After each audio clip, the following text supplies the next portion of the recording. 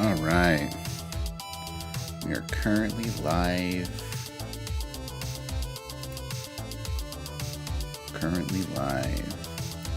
Now let's get this phone call going. Hello there.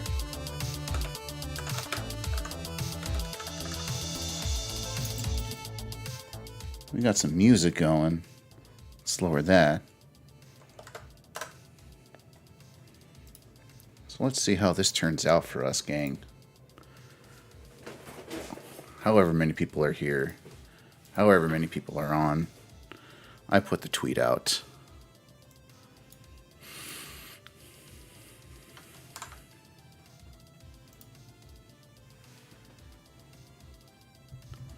So we got ourselves a nice chat going. At least one that's ready to happen soon.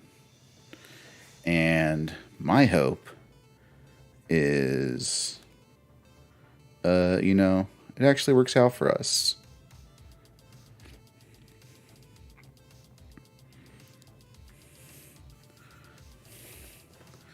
So, as a bit of a primer as to what we have going on, you know what? Let's just get into it.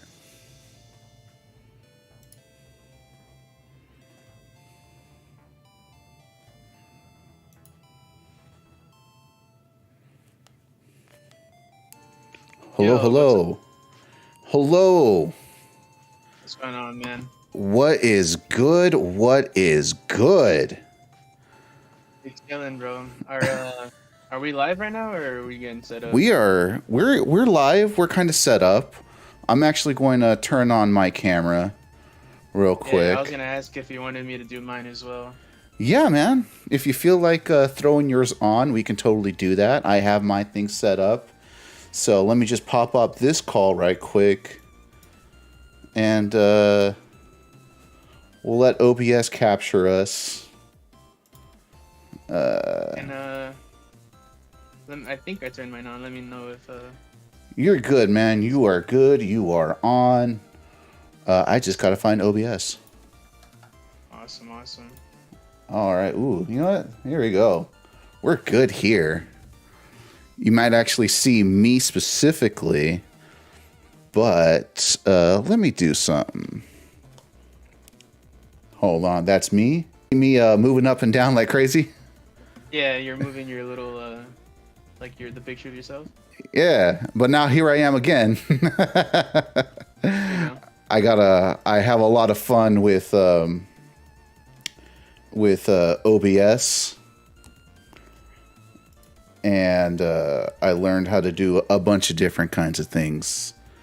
So you'll see if you're watching the thing, all of a sudden I no longer have chat in my screen, but we're fully exactly how we're supposed to be.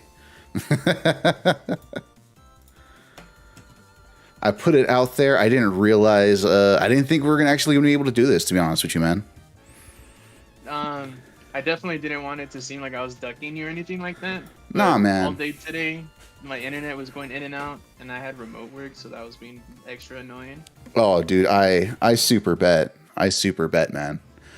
I was like, ooh, there's probably a damn good reason why you're not able to get on, and I tried to accommodate.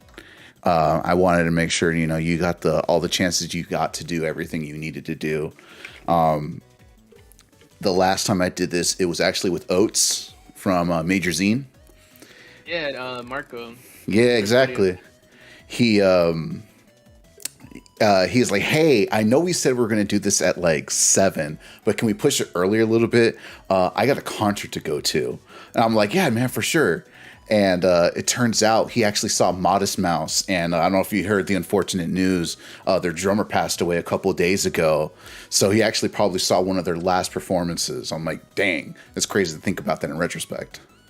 Yeah, I mean, it all worked out for a reason, right? That's pretty sick. Yeah, no, it did. It's pretty crazy how all of that worked. Like I said, I wanted to make sure, I didn't want to feel like I was hounding you. And I wanted to make sure everything's all good and situated. I want to make this the best opportunity and experience that you have for yourself. And really, because if it doesn't work out for me, and it's not really going to work out for you, and vice versa. Yeah, I ended up coming home from running errands, and I see the entire block is out of power, and it makes sense why the internet was going out all day. Oh no, that makes all the sense in the world. I remember you were saying that earlier. I was like, oh well, hey man, if it doesn't work out right away, we can always do it a little bit later. You know, hold on. I think we've been on for a little bit. Hi guys, hi everyone. This is Straight Edge channel, Drug Replays. I got the legendary Gerry here on the other side. Hey, how's it going? You can see him in his slippy hat. What's going on, everybody? Whoever's watching, however many of y'all are here, how's it going? I wanted to get something out of the way immediately. I put in the initial tweet, hey, find out about the hidden lore of how I know Gerry. Find out the hidden Gerry lore. And for anyone that's watching this or watching a new version of this and watching the replay later on, I met you when you were a freshman at high school. Yeah. You were. That's crazy to think. Yeah, you were just like some like scene kid just walking through. I forgot who it was that we met through mutually. You might have known Misa at some point. He was a drummer, and he always wore his Avenged Sevenfold shirt, his white one. And I think that might have been some way we got introduced. And I think there was this other girl. I forgot her name at this point, but she was real short. And I think she had short hair. But yeah, that's how I initially met you. You were like this little scene kid who fresh into high school, right when I was a senior.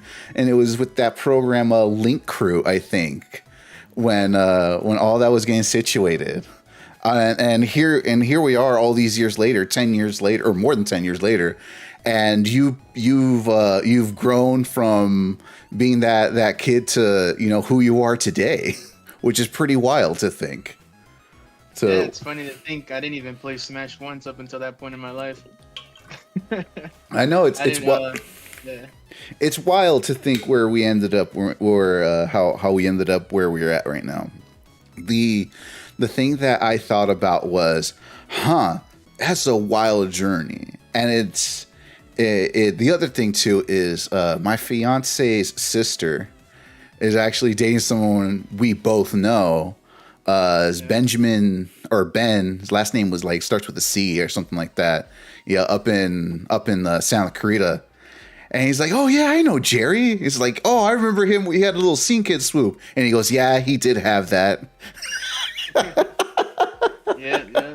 I remember, I just thought it was crazy, man, that you remembered me, because it's especially like the people that I met that like, it was like that mentorship program, like that orientated us to kind of like help us assimilate into high school and stuff. Yeah. I thought it was cool because we just did a bunch of cool shit. Yeah. But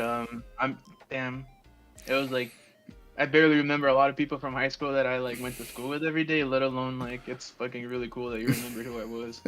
I know. From like, maybe 6 months of interacting with each other, you know what I mean? Yeah, it's a crazy imprint that like happens with some folk that like, hey, I would have never seen that one happen, and I would have never seen that turn out the way that it did, but it kind of did end up showing that way, and it's very small world. And the only reason I knew you were involved in Smash in any way, and it wasn't even from, you know, finding out through Ben, it was. I think my brother, he showed me a video. It's like, hey, do you know this kid? And it was this video. It was a YouTube video. It's like a quick little doc, probably about like 7 or 8 minutes, called Locals. And you are the thumbnail for that. Yeah, shout outs to Ryan Bean. He's out somewhere doing the Lord's work somewhere. Yeah, last I heard he was teaching English in Japan. Oh damn. Yeah, or teaching film in Japan. He was a teacher somewhere in Japan. Jesus. But he had been working on that video for like 2 years, and he would like be really like stoked that we would let him film at the tournaments. And it's like, bro, like what? You're stoked, we're stoked. Like hell yeah, you can film. And looking Yeah. back now, like it's such like a crazy little snapshot of the 818 melee scene between like 2017, 2018. Yeah. The tournaments that highlight like Verdugo still to this day. I think Mm-hmm. they're on their like 150th iteration at this point, Mm-hmm. and that must have been like maybe like the third one that he was filming it. So I thought it was really cool. You Mm-hmm. know. What was crazy is during that time frame, that was at what was the place? I think the place was called Schooners. It was for Friday Night Turnip, and probably I want to say probably about like 5 months later, I had seen that Friday Night Turnip was going away from that particular location, and I think it was this. That might have been that very last one was I think the Hugs going away tournament or something to that effect, right?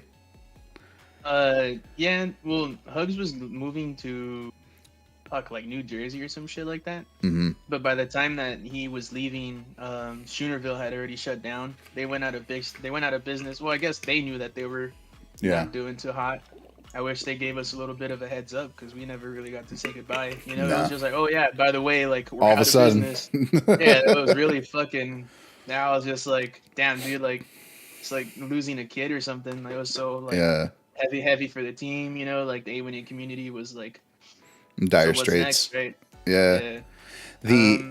The thing that and eventually I'm gonna like talk about like how you even got to this point, but like the thing that I thought about was did you ever go to the Cobalt Cafe?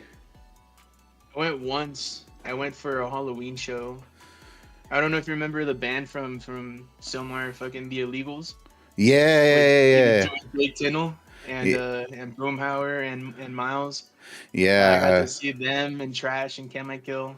I Yeah. think those Yeah. guys are canceled now, but Oh I don't shoot. know. They probably are. Yeah, those guys were they're like Trumpers or some shit. Oh But whatever. no. Yeah, just a bunch of No. classic case of the punk rock white boys. You know what I mean? Yeah. Oh, the white boy punks to fucking Trump right wing Republican pipeline is Yeah. too real. Yeah, it was cool because like in high school they were skinheads and shit, but Yeah. then like now they're skinheads. Like They were sharps back in the day, but yeah, not yeah, no exactly. more. Yeah. You know exactly what I mean when I say that because you're like we're involved in the scenes, but when I say like Yeah. like in high school I kicked it with like the skins and stuff, they're like you did what? What, you did Like, what now? No. Yeah, No, they're it's cool, called it's cool. they're It's cool. sharps. They're sharps. That's Yeah. what they are. It's who they are. No, but yeah, so like to tie back to what I was going to say was like the Cobalt Cafe shut down, and there was many times where they said, "Hey, we're gonna lose the Cobalt, guys. We don't know what we're gonna do," and they had multiple Save the Cobalt Cafe shows, and I think the final like doors closed like officially like in 2015 because the owner had cancer. Oh shit. Yeah, the owner had cancer and they were gonna like just end it there at that point. I'm like, you know what? A person can try to save it, but like if the owner who tried tooth and nail to keep it alive is just not gonna be around anymore, you kind of gotta let it go at that point. And I mean, those people got to say their goodbyes. Unfortunately, y'all didn't with Friday Night Tournament and everything. But hey, the things move forward to the places that they end up. And sometimes they go full circle, and we end up talking together on YouTube in front of a couple people while we talk about Smash related things. So like just so you have a kind of like a little bit background about like where I ended up here and how we ended up finding this in this predicament. I I wasn't really touching Smash in any way until very recently. I mean, super recently. Like, you would think by my age I had been playing Melee for like 15 years. You know what I mean? Like I was going to shows in people's backyards and and places that are not technically venues in LA a lot longer for a lot of that period of time where a lot of people were happening. It's crazy to think because I technically could have been competing during what was considered like golden age. You know what I mean? Yeah. But I was just going to go see Mata Mosca and a bunch of like ska and punk bands. That's right up my alley, man. I love ska punk. Yeah, and I mean, freaking, I don't know if you can see, but like that is a vinyl decal my fiance made. That's literally what they called me back in the day. It just happens to be in a Shine, in a Shine I logo. remember now. They just called you straight as Jesse. Yep. Yeah. Yep. So like, as luck would have it, in a weird way, I'm like a doc kid because my brother turned me on to the Smash doc, and sometime after that, it was during probably the height of Smash 4. And then as I started really getting into spectating it was when Ultimate had dropped. But just a little bit in between that is when, you know, I saw that little doc where you were featured on the thumbnail. I was like, hey, wait a minute. That guy looked familiar. And then I was like, oh, that's pretty crazy that happened. Cut to, you know, sometime later, I saw Summit. I saw Ultimate Summit. I watched all the different tournaments from there on going forward. And, you know, quarantine happened. And then there's the revival all of a sudden of, you know, MSM coming through. And then I see a particular name and a particular face who said they're going to be like the head TO for this. And I'm like, wait a minute. Hold on a goddamn second here. And it just goes back to me saying, it's like, wait a minute, I knew this kid as a scene kid back in the day, and now they're the head of like, or they're going to be running probably one of the more legendary names of Smash locals, for, you know, the alternate titles, let's call them, that's been around for a bit. And what I want to know, and this is all just to say, how did you get from, you know, being more into like the music scene and stuff like that to coming onto Smash later on and eventually getting to the point where I think, didn't you TO the ultimate side of Main Stage? Yeah, that was the last thing we did earlier. Well, I guess last month now. Yeah. It's been a long journey. Like I said, I didn't even play Smash as a kid. We didn't really have video games growing up. Mm-hmm. But my boys in high school, like, they played Smash, Melee specifically. It kind of got me into it, just to playing super casually, like, items and shit like that. Yeah. And I'd always wanted to run tournaments and stuff. And when I was in college, like 2014, 15, I ended up getting really into like Magic the Gathering and stuff like that, and D&D. I ended up working at a local game store, you know, selling tabletop stuff. Yeah. And I would hound them every week, like, yo, let me run a Smash tournament. It'll be sick, you know. And they'd be like, nah, like we don't do that. We're not a video game store, you know. But I don't know if you're familiar with the charity. I think it's Relay for Life. Oh, okay. It was a charity, and we were doing like a 24-hour event at the store. Mm-hmm. And since I was the low man on a totem pole, as far as all the employees are concerned, I Yeah. got the like midnight to 6 a.m. shift. You know, Yeah. super fucked up. They just gave me the worst one. Of course they would. All right, I mean, I'm down, but like, if I'm gonna work that shift, I'm gonna do whatever the fuck I want. They're like, yeah. It handles. And I was like, all right, so I'm gonna run a Smash tournament. And they're like, you motherfucker, okay, fine. That's how you got around it. Yeah, and that was the first one I ever ran. It was like 6 people that, like, you know, they weren't from the Melee community or any real competitive community. It was just like people that were supporting the store, you know, Magic players, tabletop players. Yeah. But then I convinced them to let me do it a little more consistently on a weekly basis. And then once people from like the SoCal Melee scene started coming, that's when I was kind of introduced to more of like the, you know, kind of just like assimilated right into the like, this is the rule set we use, you know, this is like the kind of tournaments we expect, this is what like, you know what I mean, just kind of like learning the ropes.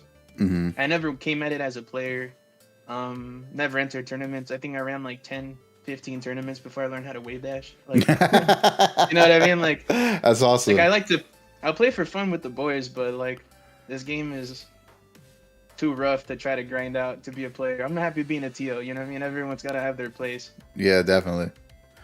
And from there, it's just grown into. It's been 8 years. That was like year 1, basically. And so 8 years ago. So how long ago is that at this point? That's 2015-ish? Yeah. So that's just after. So that's like in the middle of college, after high school graduation, and all that stuff. Then, right? Yeah. Well, because like after so I graduated in 2012, and then I went to CSUN for 2 years. Mm-hmm. Totally fucking bombed. Fuck that up pretty bad. Yeah. Dropped out, and it was kind of like figuring out like, so what the fuck am I gonna do with my life now? Well, at minimum, I have to have a job. So I was working at the game store and stuff, and I think the cool thing about Melee is that like the more tournaments I ran, like at minimum, you know, we're covering gas and beer money, you know. Yeah. It's not like I'm doing it for the money, but it's nice that it's like okay, I can take this day off of work to go work this tournament because I'm not gonna like fall behind on life. It'll break even for at least that one day. Yeah. Luckily, like usually hobbies cost people money and time. You know what I mean? Mine just cost me time, so it was easier to like kind of keep the ball rolling, I guess, so to say.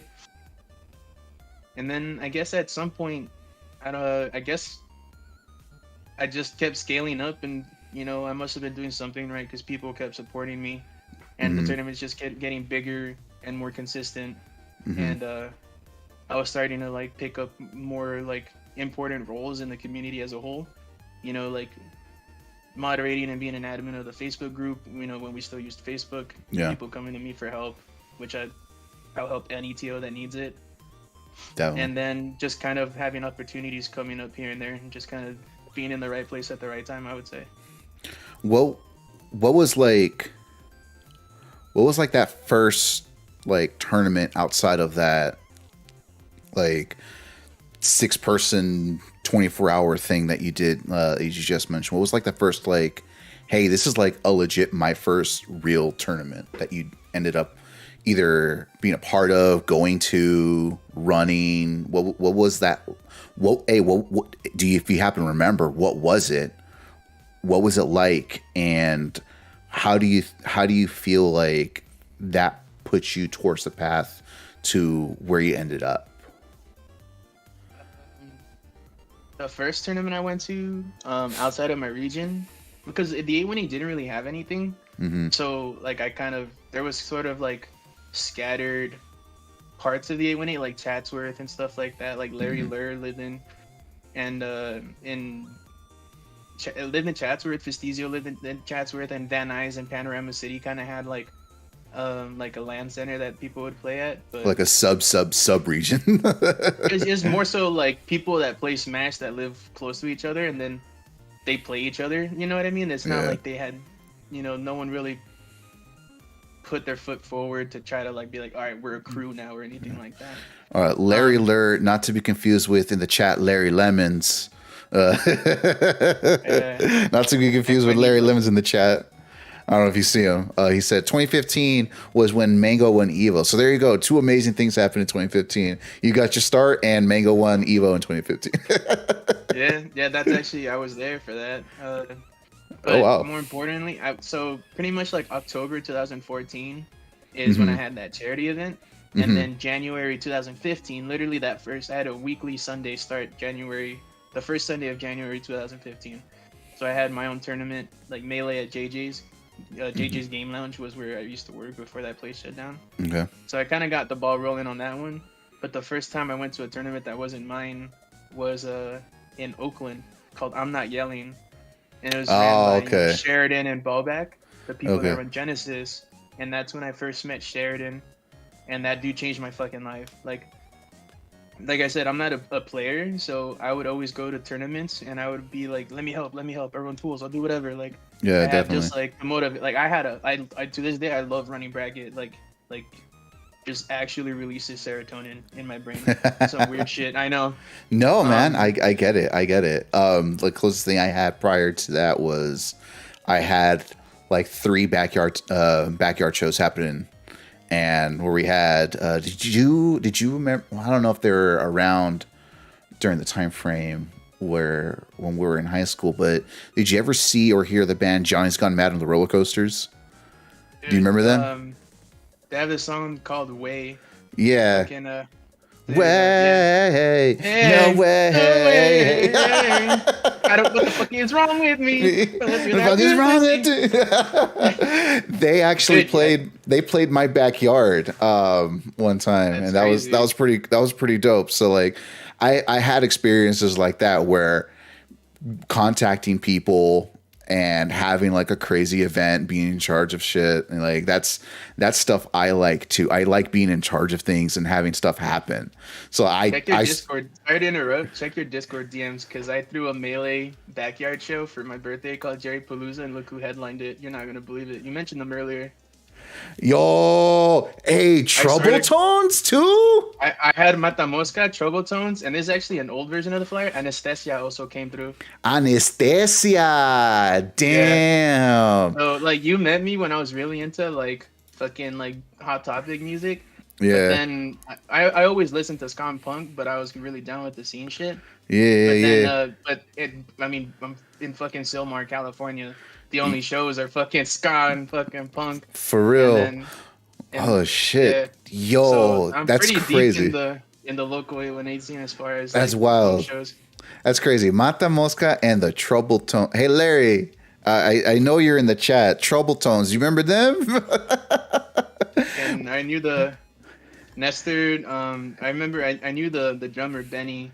Right here. We would kick it and smoke it at Sylmar Park. I mean, hang out at Sylmar Park. If you're watching the YouTube, Nestor's actually my brother's friend.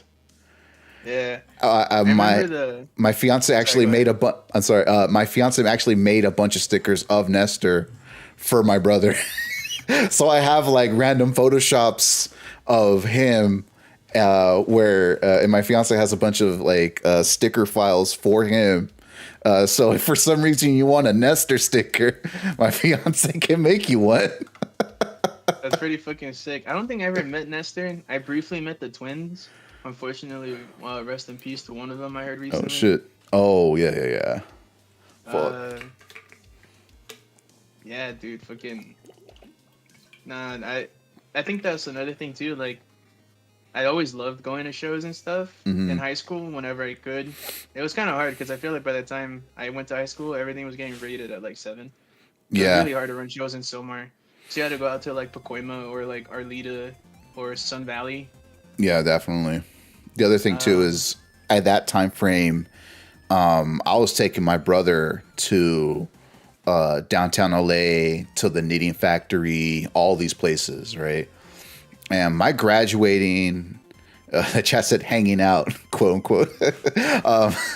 I took my brother out to all of these places. So that's part of like, you know, had I had the ability to, I probably would have taken you to go see, you know, all these people out too, because my brother ended up graduating, I want to say the year after you at Sylmar. That makes sense. Around that time frame. It was either go to like the super small backyard shows or go to like the big ones, you know, like Ska Core Invasion or like Ska Wars. You know what I mean? There was no in between for me. There was no way in hell I was gonna go to downtown. My parents would have beat the shit out of me. Get your ass back home, brother. I hear you. I was lucky at that time that I was driving, so I was able to take my brother. I was taking all my friends and all that stuff, and that was the weird turning point, because sometime after that, my brother, and I shout out my brother a lot because he was the one who got interested in Smash in general. And the way I remember it, and he's in the chat so he can correct me if I'm wrong, but he got in through PM, and he found out about Melee through PM. He's like, hey, wait a minute, this guy plays another Smash game.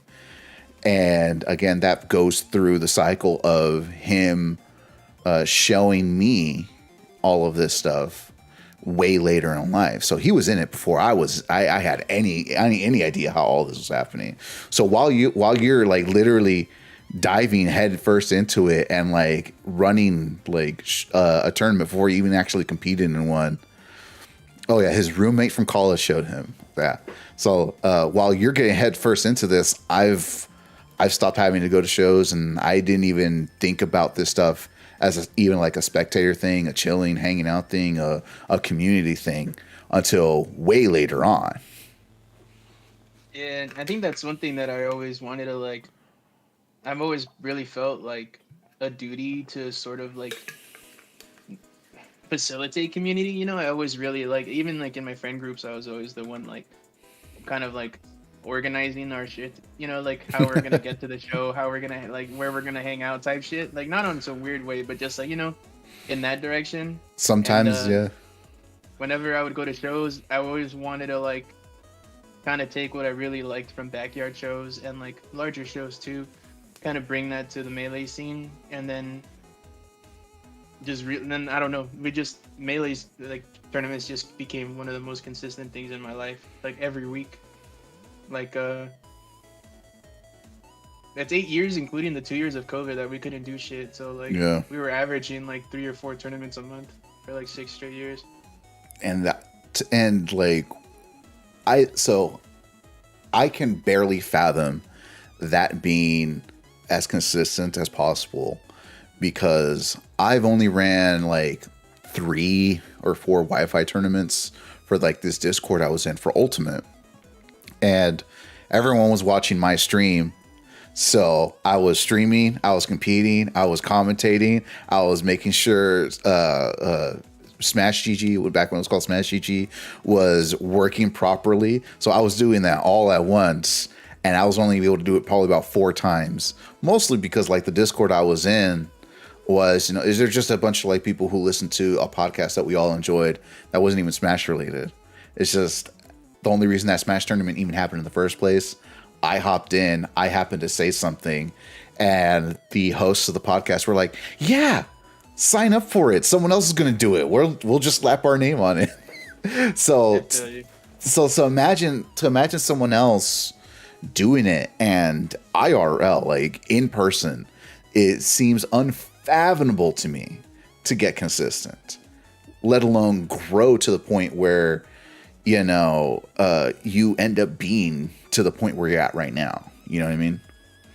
Yeah, and I guess it was just really fun because everyone's just kind of like a degenerate. So it was really cool, crack a beer, have a smoke, and like run a tournament, and then everyone goes to somebody's pad after for like just to kick it, keep it going after once everything shuts down.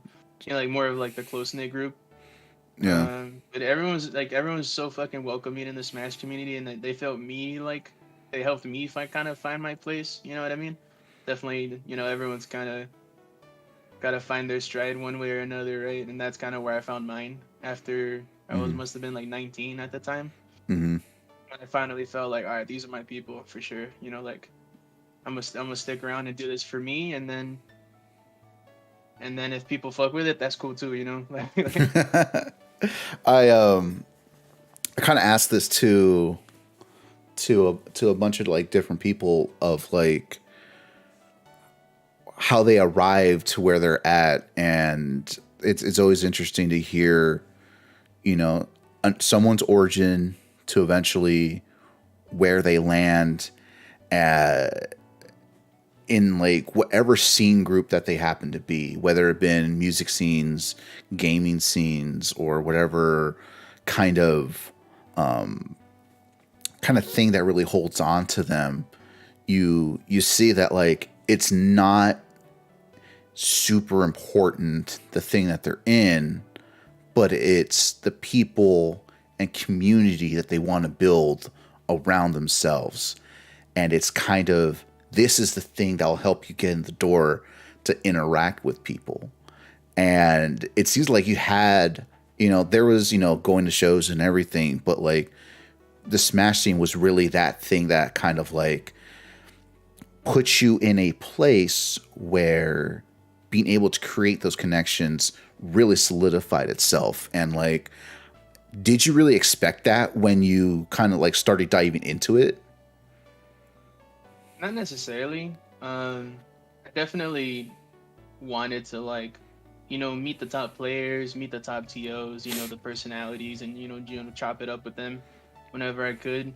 And well, I'm like a pretty extroverted person, so that shit just like if I see someone I want to talk to, I'll say what's up. You know what I mean? Like, so I was like, oh damn, it's just that easy. Say what's up. People are fucking cool. Oh yeah, Um, definitely. I guess I since I was having so much fun at the local level, like within the constraints of like the valley and like I guess just SoCal in general, because I would go to like there's a tournament in Pasadena or like Orange County, San Hmm. Diego here or there, um, and I would like try to put in work everywhere I went. Every time I went to Evo, I have volunteered. Every time I went to Genesis, volunteered. And I guess like just kind of getting my name in people's heads, like in retrospect, you know what I mean? Like the Hmm. putting in the work really went far with certain people. So then when people were looking for like, oh, like the first really fucking random opportunity that came up was like, oh, Beyond the Summit needs a TO for this upcoming summit. Let's Hmm. Who do we know in SoCal? My name got thrown in the hat. So the first big thing was I ran a Smash Summit 6 as the head TO for that, Oh and I really? think that's when it like hit me like, okay, shit, like maybe by then for sure like I'd been calling our like my group like Top Shelf Esports. We weren't like a LLC or incorporated or anything, but that was us, like that's what we called ourselves and Hmm. like branded our tournaments under. And then that's when I realized, like maybe I could start turning this into like more of a side hustle rather than just a hobby. Because this entire time, up until this like recent like I think up until after Wave Dash, I've always held down a full time job at the same time. So it's Hmm. like full time job, and then Top Shelf, and then if we're not running tournaments, we're at some backyard show, and if we're not at a backyard show or at a rave, we're drinking at my house playing Smash. Like, Yeah. um, that was basically my life for like 5 straight years of just like working tournaments, kicking it with my boys, and going out to shows. And then COVID hit and fucked up everything. For everyone. The Yeah. my story with COVID and Smash in general was I I had just seen what was the Smash Summit right before COVID? Was it 9? Was it Summit 9? I think it was the one after Axe 1. Yeah, so Summit 9. So it was Summit 9. And as that was getting situated, I was thinking to myself, "Hey, I want to start going to tournaments. I already found some local places to go to. There was Dreamcatcher Gaming had a couple locals lined up. I went to was it SoCalSmash.net. So shout outs to them for existing. And they had all of their tournaments listed. And I was thinking to myself, you know what? I want to start going. And I want to just talk to people, record them, see what they want to say, see what they're going to experience. And that was in March of 2020. So Damn, that big did bucks. not, yeah, exactly. So right when I was about to start doing it, it was over. So my first actual in-person tournament where I started actually going and actually wanting to see what it's like, compete in person and talk to people was actually sometime late last year, and it was the first event back from Dreamcatcher Gaming called Brinstar Deaths. Is where they flew out Icy Mist, the Samus player, Ultimate Samus player. They flew her out, and that was my first IRL tournament. And I was thinking to myself, man, it's really that easy to just say hi to people and go, hey man, what's going on? Hey, do you want to get a friendly? Oh yeah, yeah, we were supposed to go to the Panda Cup, but we're not going to talk about that. We're not going to talk about Panda Cup right now. Yeah. Yeah, it's awesome how yeah, like you're regardless of like whatever your background is in many regards, like that you guys are under the same roof and that's your common ground. Like the like Just default to Smash. You're chilling. Like, a funny thing too was JL. I saw him and met him over there, and he looked at me as like, "Hey man, did you ever go to like concerts or raves back in the day?" It's like, no, but if you went to like backyard shows in East LA, I was probably out there. And he goes, you know what, I did too, because you look super familiar. And I rattled off a bunch of bands, and he was all like, yeah, man, I remember seeing all of those fools. That's kind of crazy, man. That's cool, man. And we ended up talking for a little bit, and he was probably like the second person I interviewed at that event. I ended up interviewing a bunch of different people from there, and I was like, man, some of these folk have like a very specific niche thing that within, you know, the overall like arching umbrella of Smash that you can actually talk to, and they go deep within it. And I'm like, huh, that's kind of crazy how that ended up happening. And I thought that was just some random encounter. And I guess I just have that face where like some people of a certain age from a certain area are gonna be like, I bet I saw that fool at a show. I know it. yeah, I feel you. Are you you're still in the valley then? I am no longer in the valley. I have gone further up north.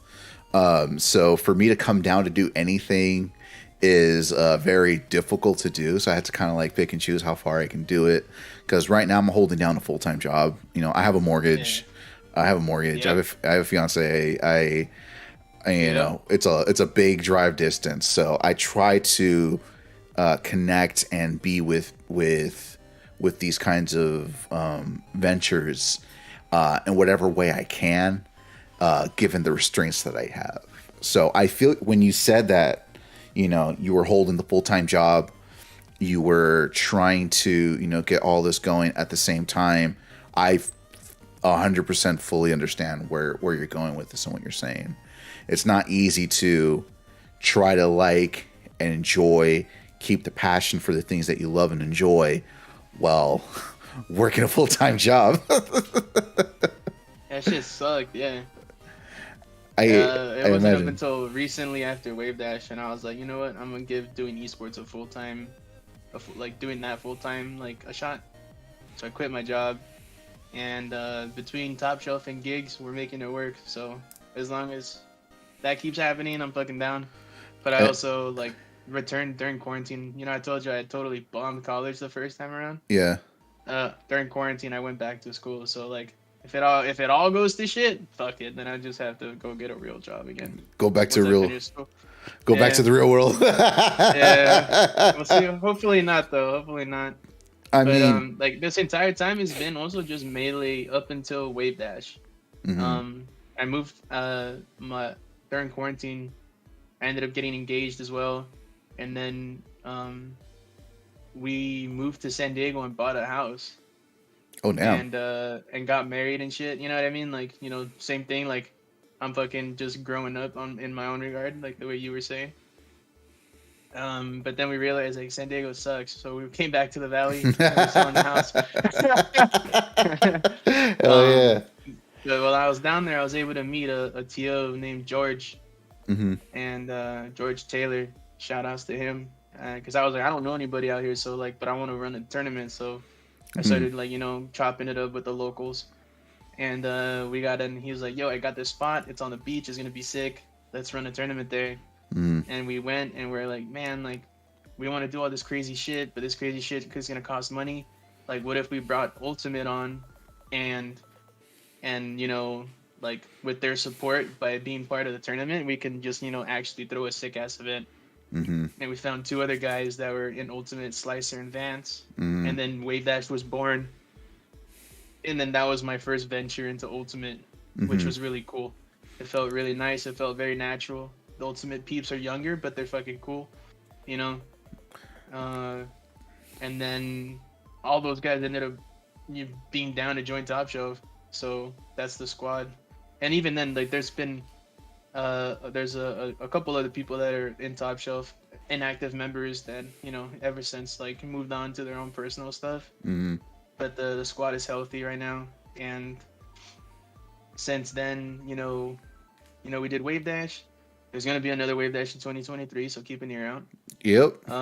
Oh wait, breaking news? What? Yeah, I mean, yeah, everything's kind of coming to fruition. We haven't announced anything yet, but it's definitely happening.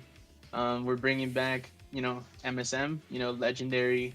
It's complete, like 2GG is like completely moved on. They don't exist anymore.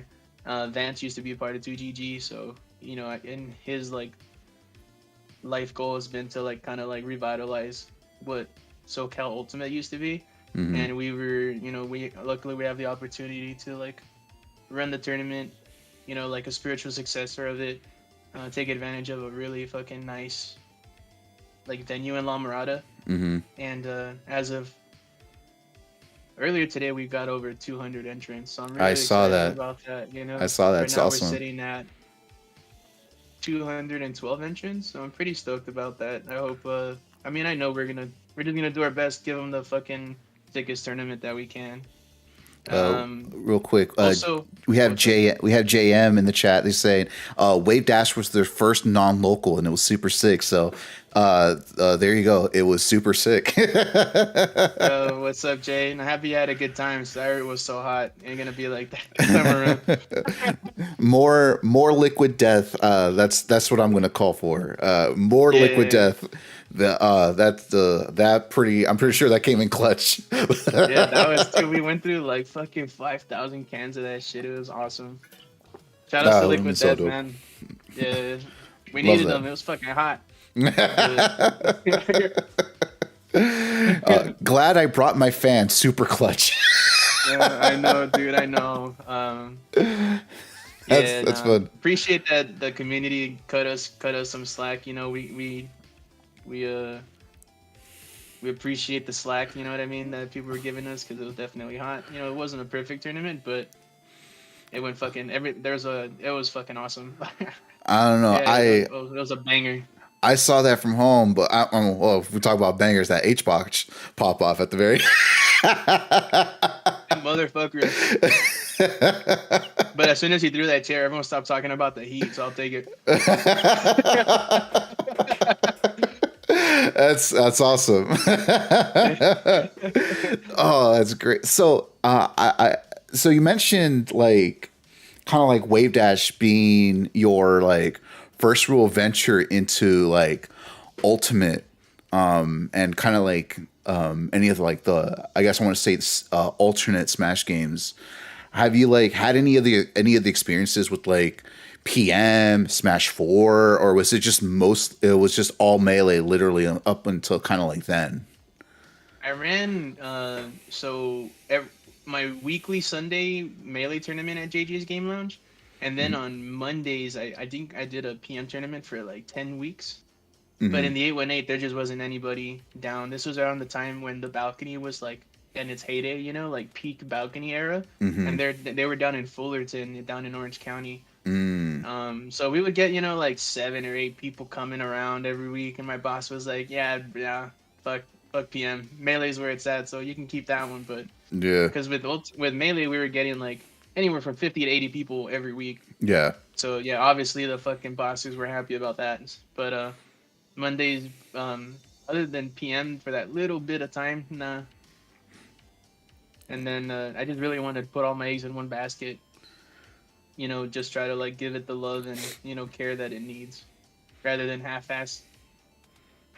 Try to get through all of them when you can't really spread it. You don't want to spread yourself too thin with this kind of stuff. It's like oh god, what was their name? There was this group who they try to do. They try to be like the Evacor equivalent to the Valley.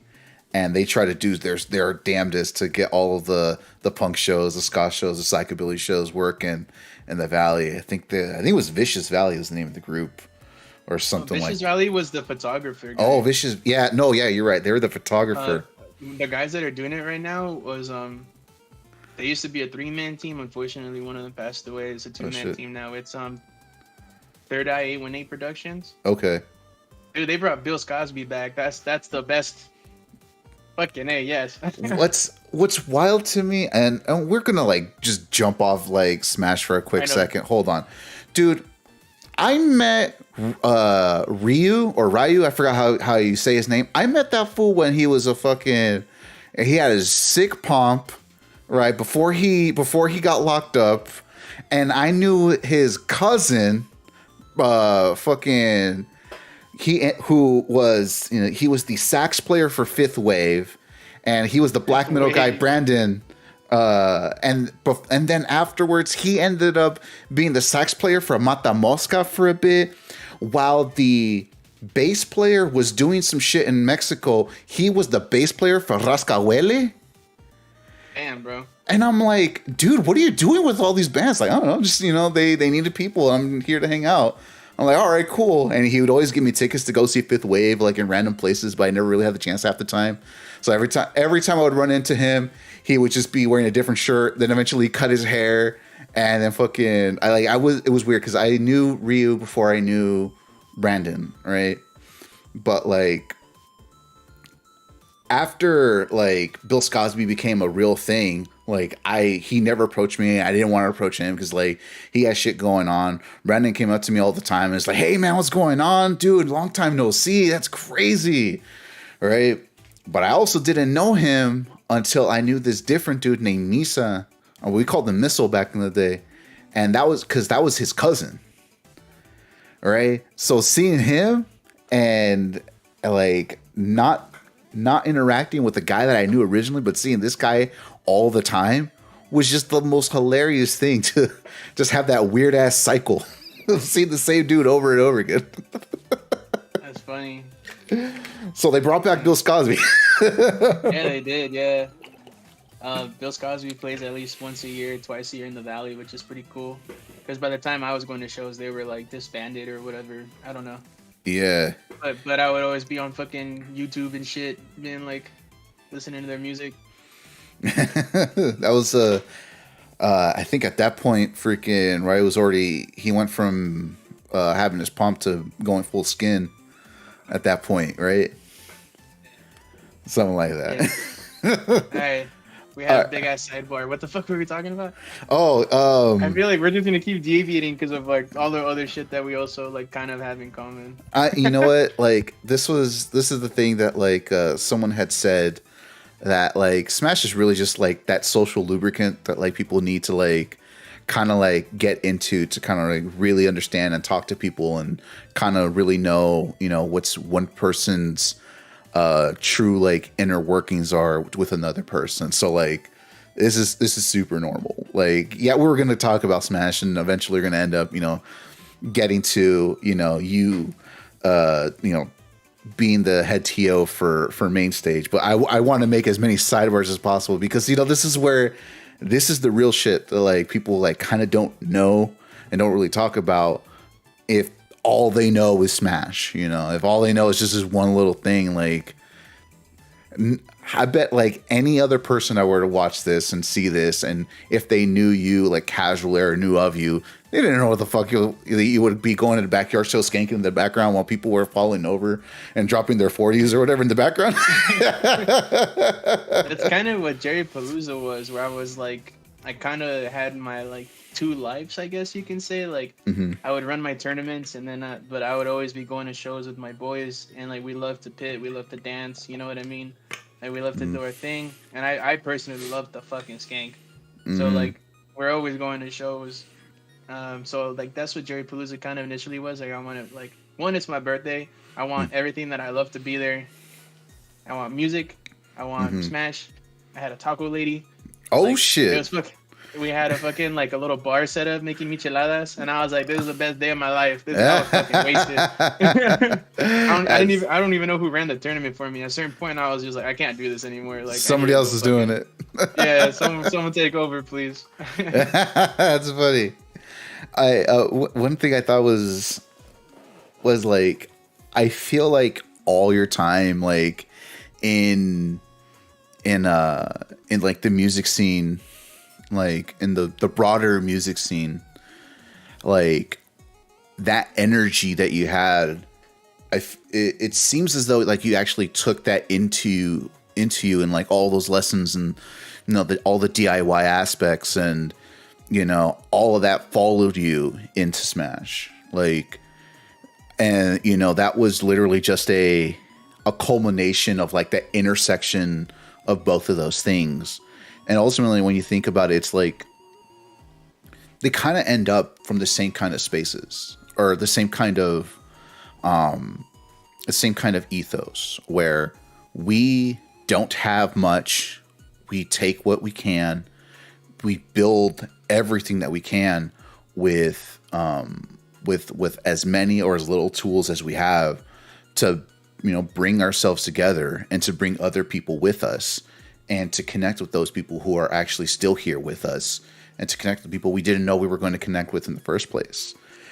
Like, you look at, I had this conversation a little bit with Major over over Twitter, that if you look at how independent like music scenes are, not all of them are coming from places that have all these big production and like crazy huge venues. Like, no, like all of the punk bands, all of the rock bands, all of the metal bands, they come from little places and like bumfuck nowhere sometimes, or places that like have like extreme poverty, and this is their outlet to create something for themselves. That's where like the ethos of punk and hardcore, at least in the United States, comes from. That working class poor mentality, making do with what they have. That's definitely the vibe that I have, for sure. Coming at it with the DIY attitude. Yeah. And, I mean, it's gonna happen. You just gotta will it into existence. Yeah, Put a little bit of that immigrant hustle. That's always good. For real. Just call it a day. Like, if you look at like how like a good example is the story of New York arcades, and how the New York arcades really put together the fighting game scene tournament in New York. Like, all of it came to like this small like arcade that was in probably one of the most populous locations, but also one of the most dangerous locations possible, off of Times Square, I want to say what it was. And it was just all kinds of people from all walks of life coming together, playing games, setting up tournaments, and creating this thing out of nothing. That group of people who eventually create these kinds of spaces that are akin to, backyard shows and things like that. Those same kind of people, they hustled and grind to get things put together with whatever little tools that they had. If you look at fighting games in general, compared to like, let's say FPS, like, first person shooters, people who are playing CSGO at a high level, they're playing on like once they get to like a high level profession, they're playing on freaking, $3,000, $4,000 PCs. You know what I mean? With like $300, $400 monitors. And you compare that to fighting games. The main reason a lot of us even play, any fighting game or any game in general, like especially us as, children of immigrants, we got what we got because that's all that we can get. And we had 5 games, and we're going to fucking play the shit out of them. And we just happened to be lucky. Some of them happened to be a fighting game or Smash. But that is what builds and what pushes that love to try to create this kind of like, what can I do with the very little things that I have? And saying those words, taken out of context, you would think I'm really talking about, the New York hardcore scene. No, dude, I'm talking about fucking Alex Valle, who's fucking probably like an hour south of where I'm at, and how he was building, Wednesday night fights. And it's that same ethos, just from a little bit of different perspective. And I see, from what you've told me, you brought that in, and it's very appreciated, because this is how this entire scene was built from the ground up in the first place. How many, unless you're really like HBox or Mango, you're not going to have any of that big money to be thrown around to do whatever. and they had to get from where they were from the same kind of places and the same kind of backgrounds where we come from. You know what I mean? I think that's something that like I really appreciate about like my closest friends that are part of Top Shelf. Like, you know, one's from Van Nuys, or the two from Van Nuys, Panorama area. You know what I mean? They also grew up with hardship and whatnot, but like they all go to shows and understand the DIY attitude and like kind of just like I feel like if you go to backyard shows, you're just kind of not a different breed, but there's kind of like an understanding as well, because like there's a certain amount of like respect you have for people when you're at a show. You know what I mean? Just because you're partying doesn't mean you can act the fool and Yeah. all that kind of stuff. So but like every time we go to like work a large event now, it's like, dude, we're like different from these other TOs. Like, don't get me wrong, like they're fucking great. We kick it with them and whatnot. Mm-hmm. But we're like, but then like we'll go and party right after. You know what I mean? And then they're like, no, I'm gonna go back to my hotel room and play some Smash. And I'm like, dude, let's go fucking fucked up. Or we're straight edge, I'm assuming. So Yeah. like you probably can't relate too much to that one, but like, you know, we still like to go hard. You'd be playing surprised music. though. You'd be surprised. Yeah. It's like, damn, like, you know, like it's very few and far in between when we meet some people like that are like us, like on that level in the Smash scene. But regardless of that, 90% of everyone that we meet is like fucking awesome, anyways. So So like, since like Top Shelf got to the point where it was, and I think you said it was Summit 6, where you kind of like started, you saw that like that next level, that level up. How did you feel like, was that the real turning point? Or was there something before that gave you hints? Or was it really that kind of like pushed you kind of like towards, you know, that trajectory? And did you even see that trajectory happen?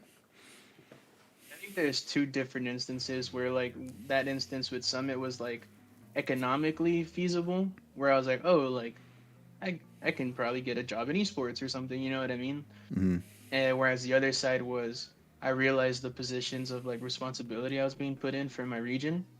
And like I would say I was taking things seriously well before that summit, which Mm-hmm. I think put me on the path to eventually be considered for summit, you know what I mean? Like, all right, like this guy gives a shit, you know what I mean? Like, Mm-hmm.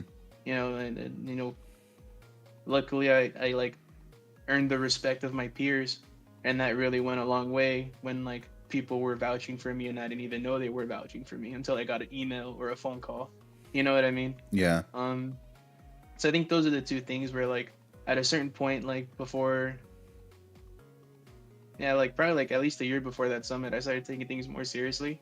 You know, really trying to like hone my craft, I guess you can say.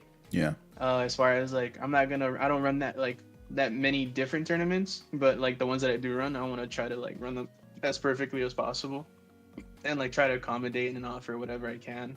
And then the other side of things is like when people hire me for their tournament, it's like different, where I'm usually doing one specific job rather than like when I'm working a Top Shelf event, I have to pretty much be prepared to do anything that needs to be done, right? Because there's no one above me.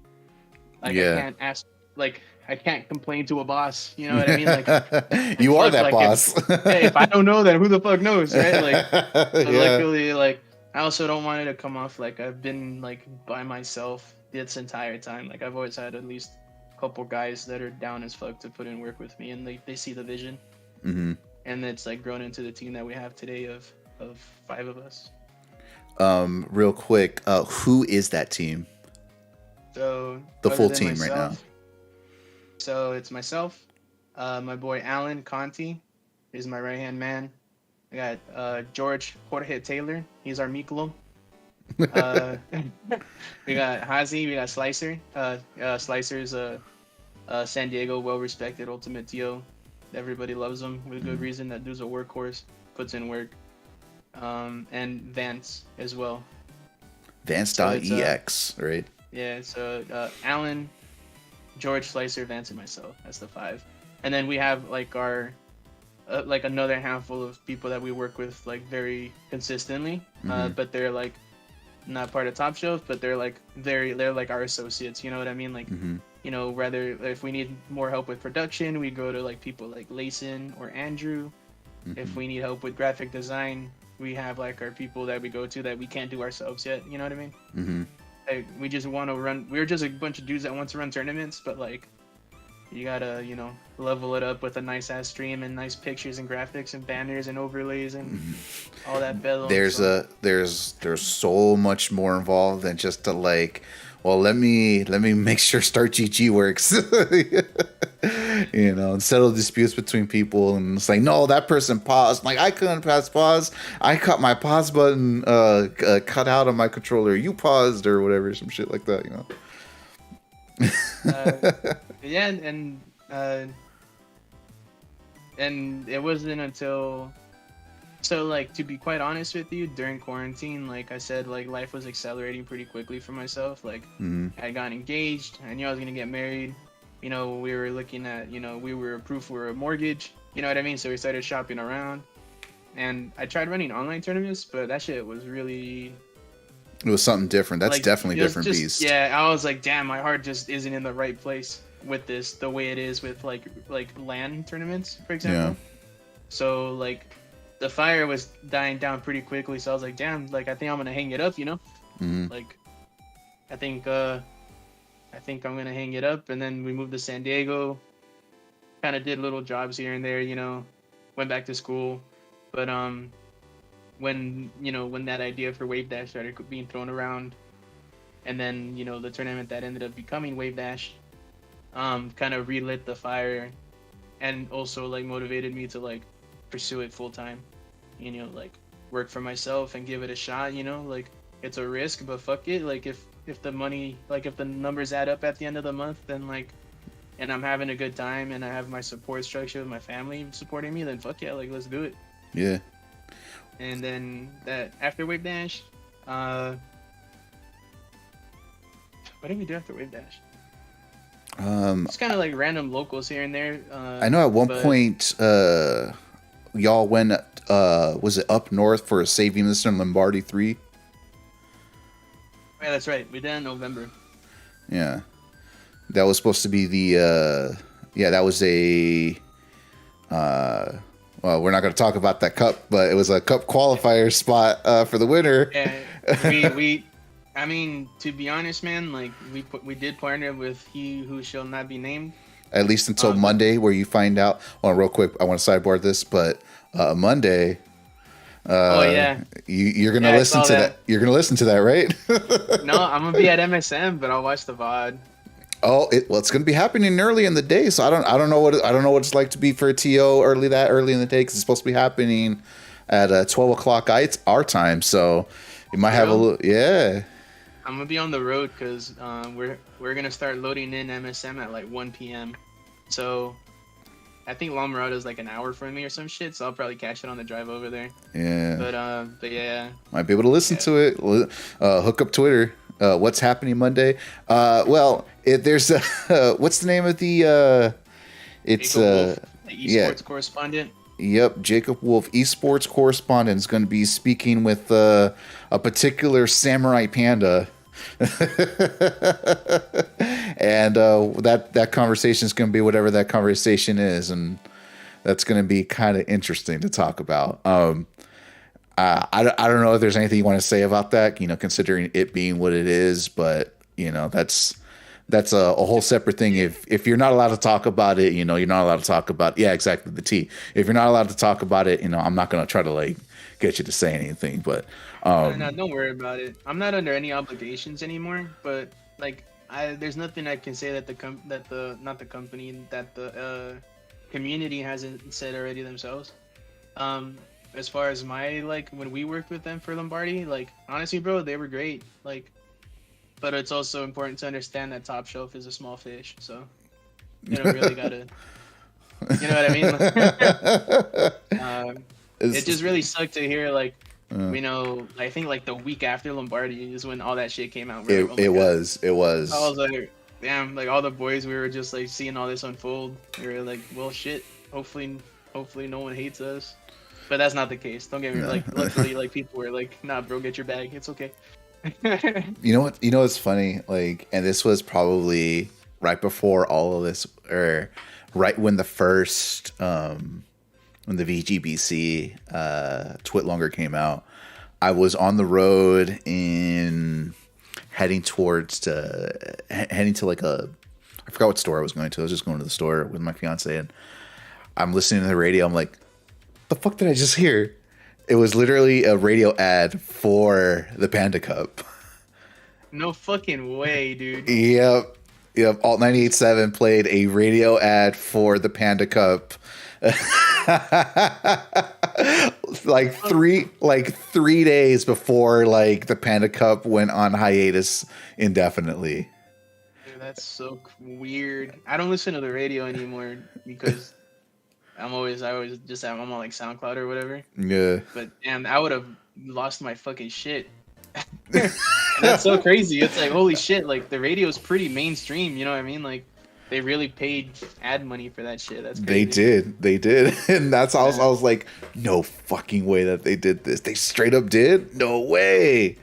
But that's neither here nor there.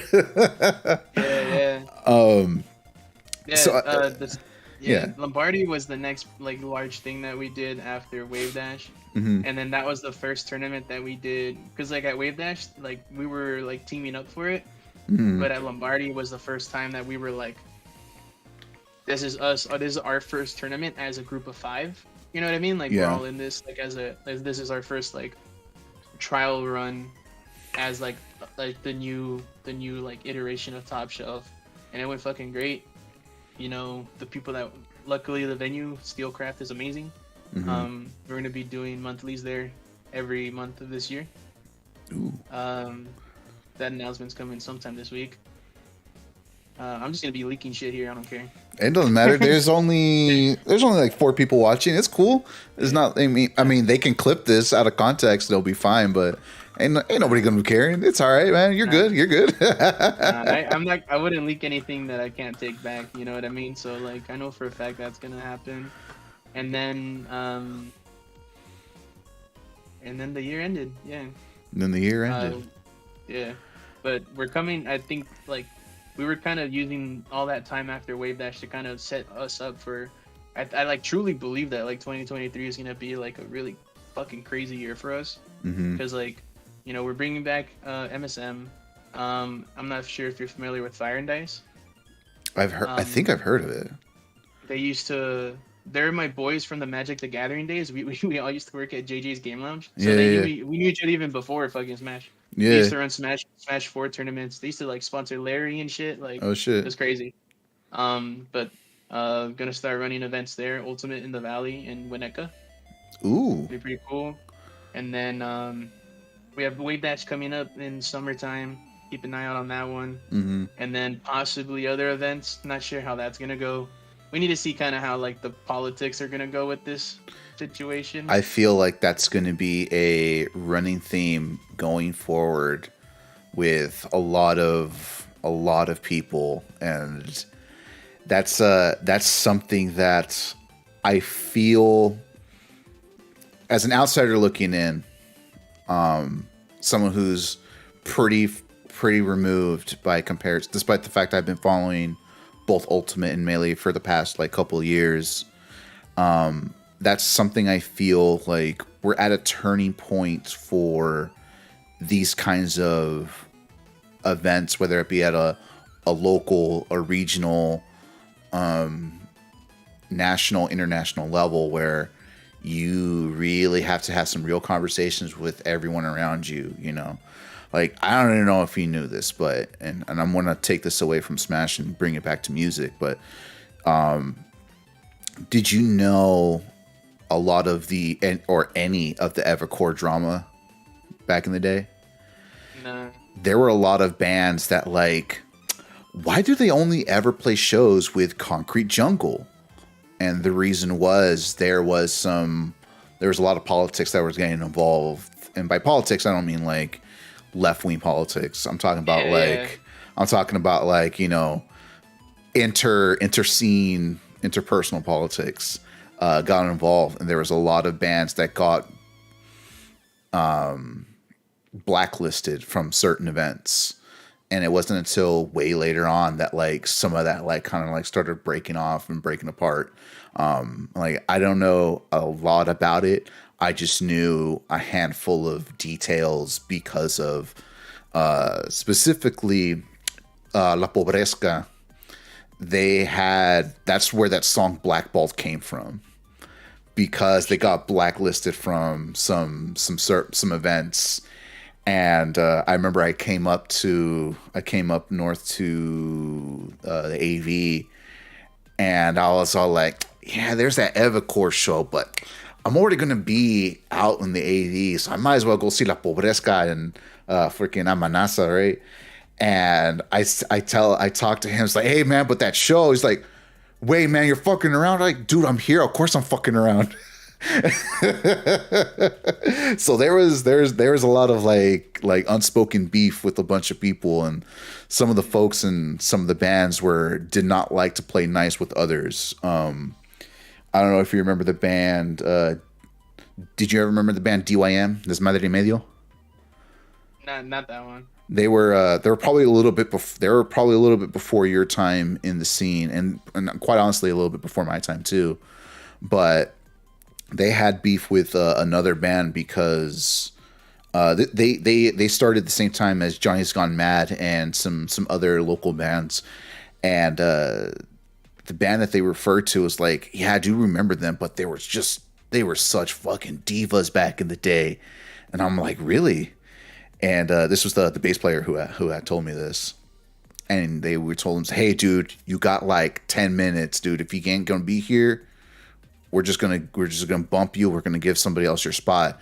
And then all of a sudden they dropped the diva act, like, nah man, we're gonna be there in like 5 minutes. We just need gas money. But no, it's cool. We got you. I'm like, you're asking for gas money for like a show that like people, like most of the money's gonna go to the person who's running the damn thing, because they got all the risk by comparison.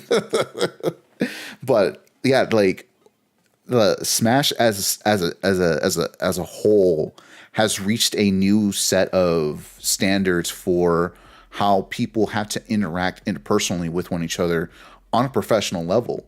Because and it was mentioned a little bit in the VGVC, BTS and Panda thing, that like they're all selling a competing product. It's all the same kind of thing, but like ultimately everyone wants to succeed in a way that makes sure that they can still provide the best versions of themselves for the greater good of the scene. And I feel like that's kind of where those kinds of conversations have to happen, if they're not happening already. And you can correct me if I'm wrong, because like I said, I'm an outsider looking in on this, and this is something that's a little bit more in your wheelhouse because of the position that you're in.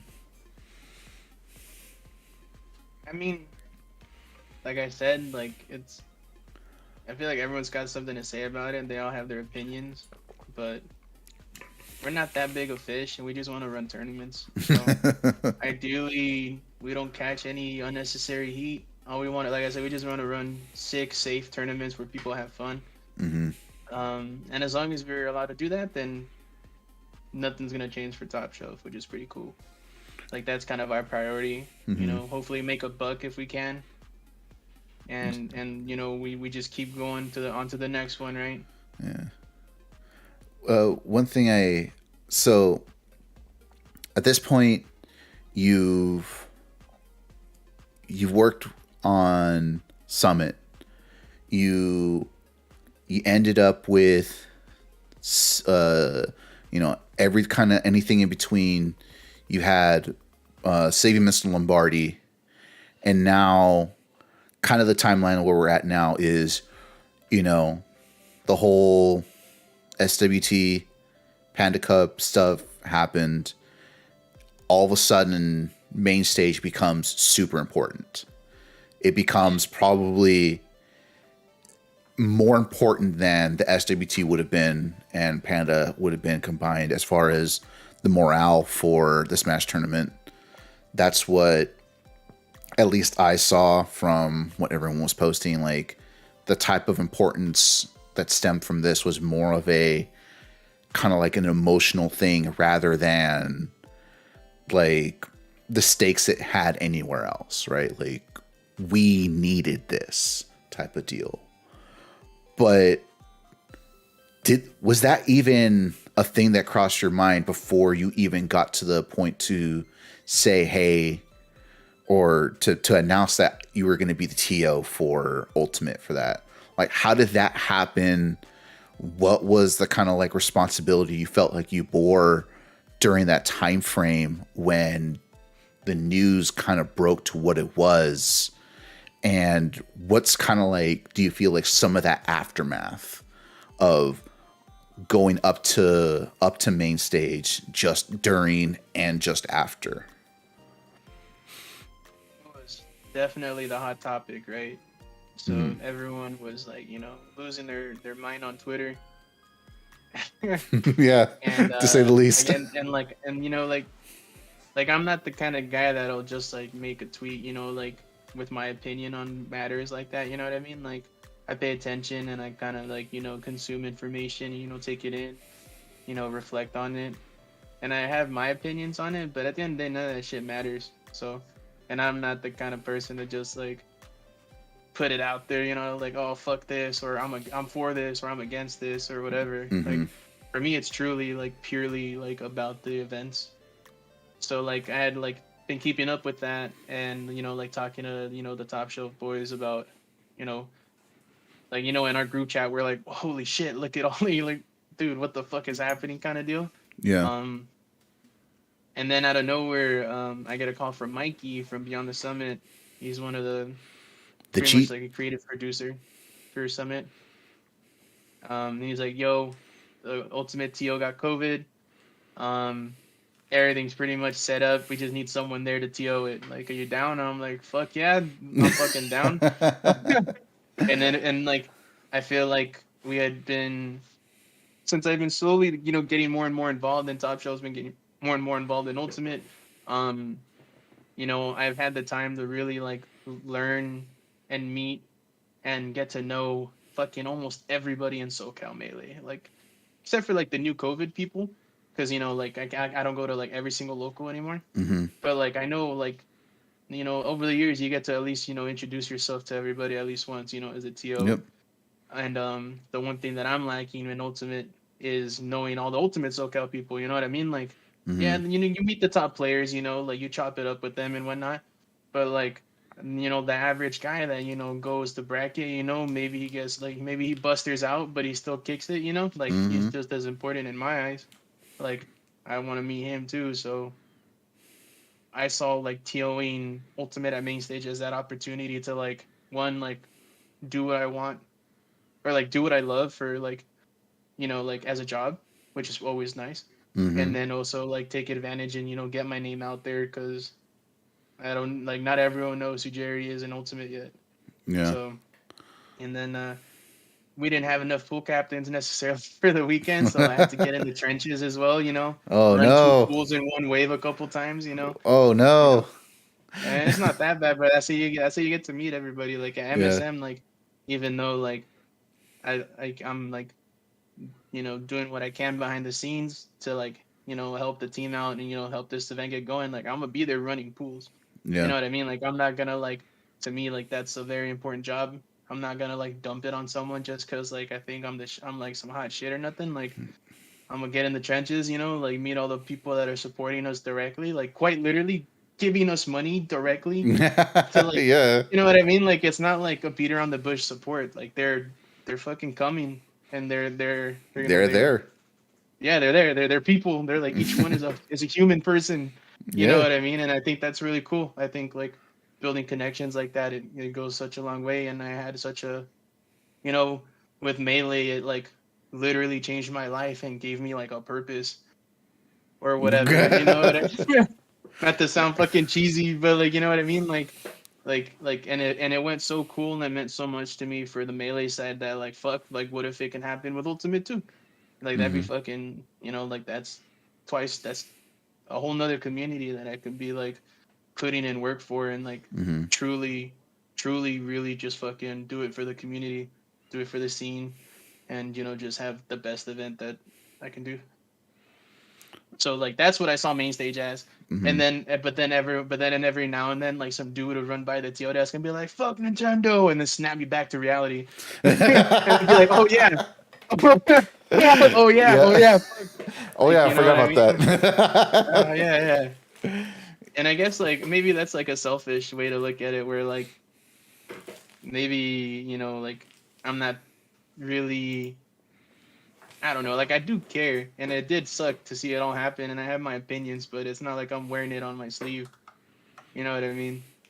I'm not just gonna beat a dead horse into the ground. I can't say anything the community hasn't said already. So On all sides, it probably, like when you kind of like sit and think about the type of responsibility you as like a TO is going to have, or any individual like higher level player, like depending on what side of the camera you're on, what you have to do and what you have to say is equally as important.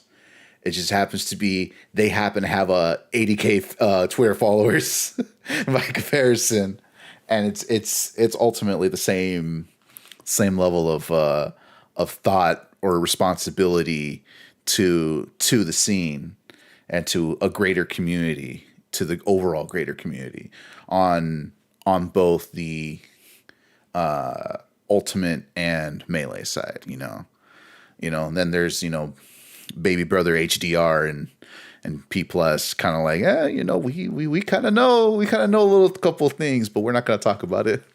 oh no, they did those. They dude, they did fucking PM and those guys so dirty, and now like I don't know, man. Like now everyone's like fucking using PM to justify something about melee righteousness or some shit. And I'm like, bro, we fucked PM over it. Now like we're pretending like we didn't. All right, that's cool. Like, uh, Funny thing, I don't know if you follow Thaddeus Cruz. He was kind of like the forward facing person for Nasby, All Star Nickelodeon All Star Bra. For those who don't know, for Nasby, he's a huge advocate for PM. So anytime he has a chance, he will post like a meme, or he'll say something to Blur about those PM VODs. yeah, I don't know I if think you that saw shit's kind that. of funny. Hell It yeah, it's everyone sees that. it's like Yeah, it's just like there's been so much dumb shit that's happening that like damn. Because I don't know, I feel like if you focus on all that shit and like the politics side of shit, then you're just gonna have a bad time. on Uh, anything really. like I'm gonna say like that like top show, we're simple folk. Like we just want to run tournaments, bro. Like No, like yeah, that's the idea of everything goes, as far as like doing what's best for the overall community, to provide, and if anything, you're probably providing the best safe haven from all those people who, they're, probably like one or two steps higher than where you're at, but what you provide is just as, if not more important, because you don't focus, or you don't have to focus and have to have the opinion on, whatever, you know, uh, scene crushing issue that's happening. You know what I mean? yeah, that's kind of how we see it, and like the top show boys like are kind of in agreement. I fucking yeah, that's kind of where we stand on things. Because we're also just like hella fucking busy trying to set up like main stage was like the beginning of December, Hmm. where we already announced main stage, so we were like working on that, and we knew that we didn't have a lot. We basically like the second half of December is Hmm. like wasted time because everyone's gonna be busy with holidays and shit. Hmm. So like we knew that right after main stage we had to like put in like a week and a half or so of work, and then everything we're not gonna do shit for the holidays because we can never like meet up. Someone's doing something for Christmas or whatever, Yeah, certainly. and then New Year's. So we're just trying to set ourselves up for this year. Is kind of what our focus has been, Hmm. and yeah, now that COVID's like officially not over, but you know what I'm saying. Like Very, everything's very back. much a lot more under control. Yeah, yeah. Like I just want to run tournaments again. So I haven't had a local in a minute. I'm fucking down again, like with Steelcraft Hmm. and MSM and then Fire and Dice. And then that's just our tournaments. We get hired to do shit too on the side. Like we're doing Yeah. the Melee side stream again this year. This is our third year in a row we're doing it for Genesis. So in a Awesome. couple of weeks we're doing the Melee side stream for Genesis again, which is awesome. And just random other like the fucking people have vouched so hard for me that I'm even doing esports work outside of Smash, which is also awesome. Like Oh shit. yeah, so like Call of Duty, Rocket League, like FIFA, all that shit. Oh, my bad. I'll run, I'll, ru- I'll run a tournament for fucking anything, bro. Rock paper scissors, you fucking name it. I don't care. An RPS tournament. Yeah, I'm down. Like, fucking, Give me a quick second, man. I'm gonna throw it onto some BRB for the stream. right. I want to continue this conversation. Let me throw a BRB on this, some BRB on the screen. I'm going to use the restroom for a quick sec. Anyone that's watching, hey, how's it going? We're still here. I'm just going to go to the bathroom. I've been drinking a lot of water, so we'll be right back. So if you don't mind, just hold on for a quick bit. I won't take too long. But for everyone else, we're going to go to a BRB screen. You're probably going to still see my face because that's how this particular OBS thing works. We'll see y'all in a quick second.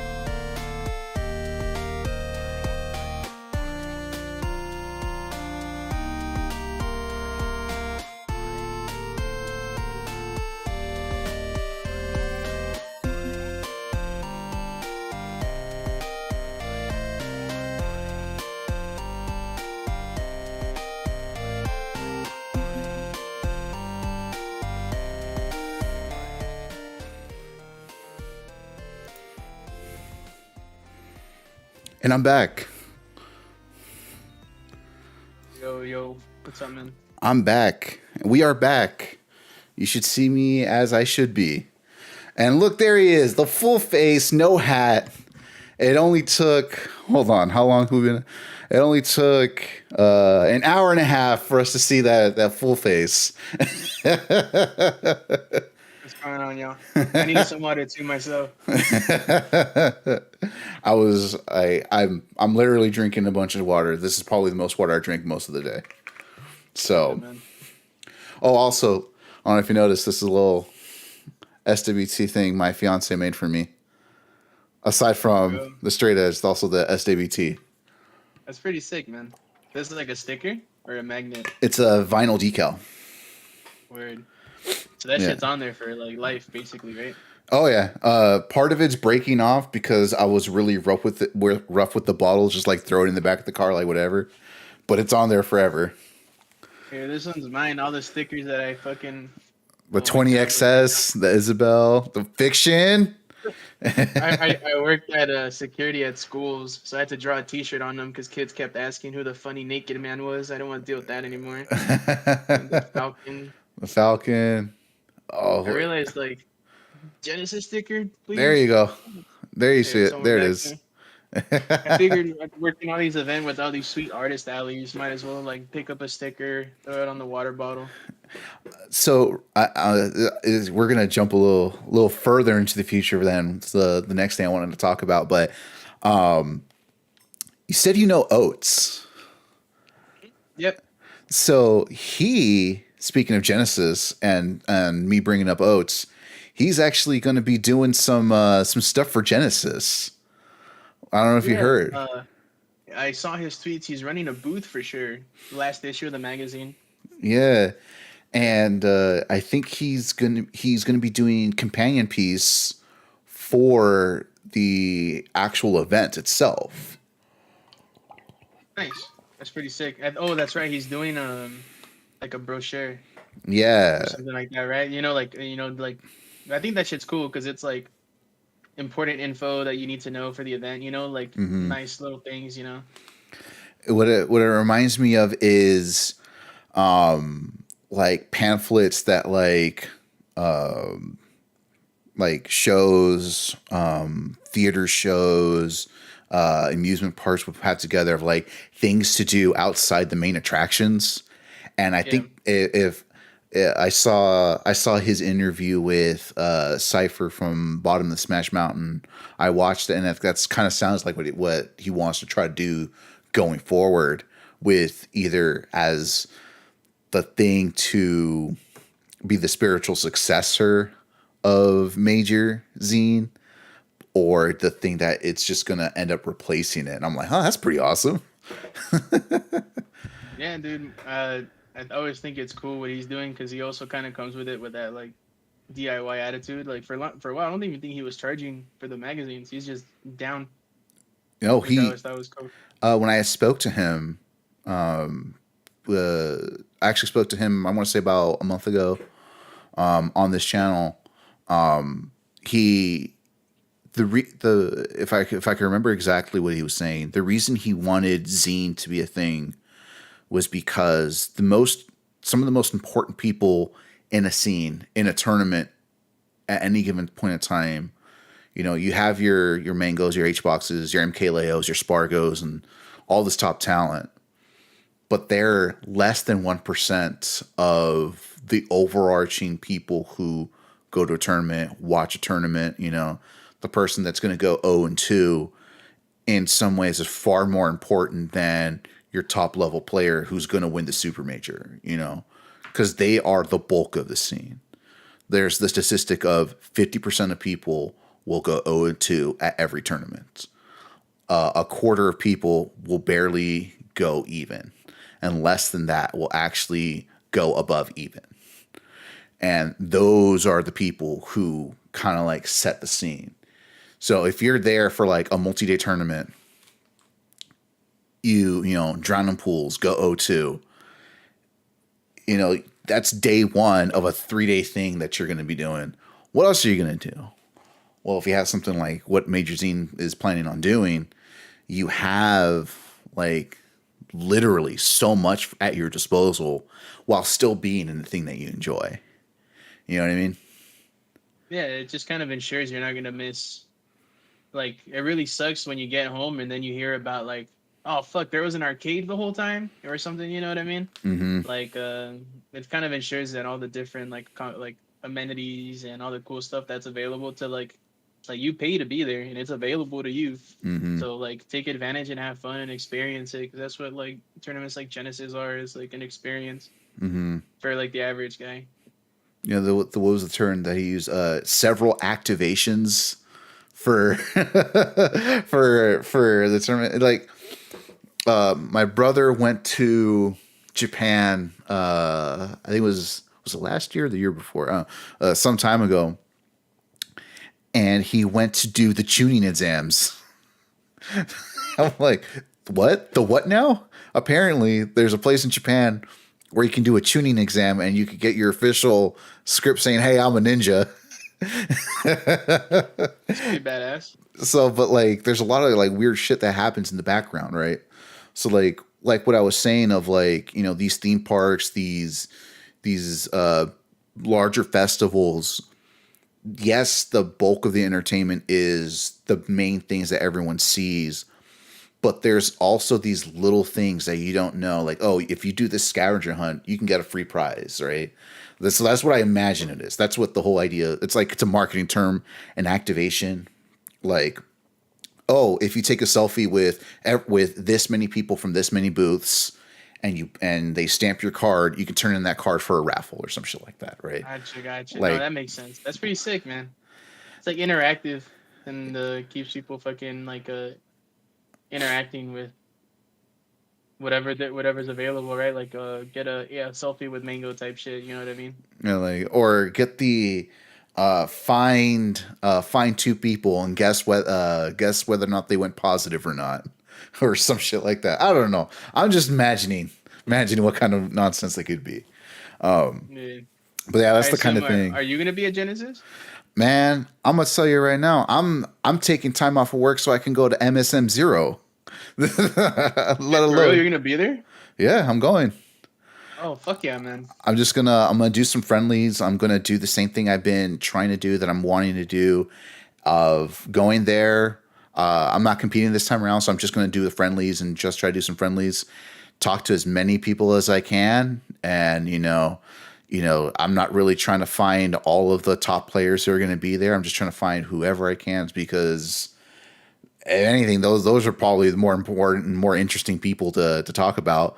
When I went to DCG's event of Brinstar Depths, there was this person. She was she was. Do you watch Hassan? Nah, I don't really watch streamers. You don't watch streamers? So Hassan, real Nah. quick, for your knowledge and for anyone who's watching, he's a political commentator on Twitch, and he's like probably top 10 streamer on Twitch.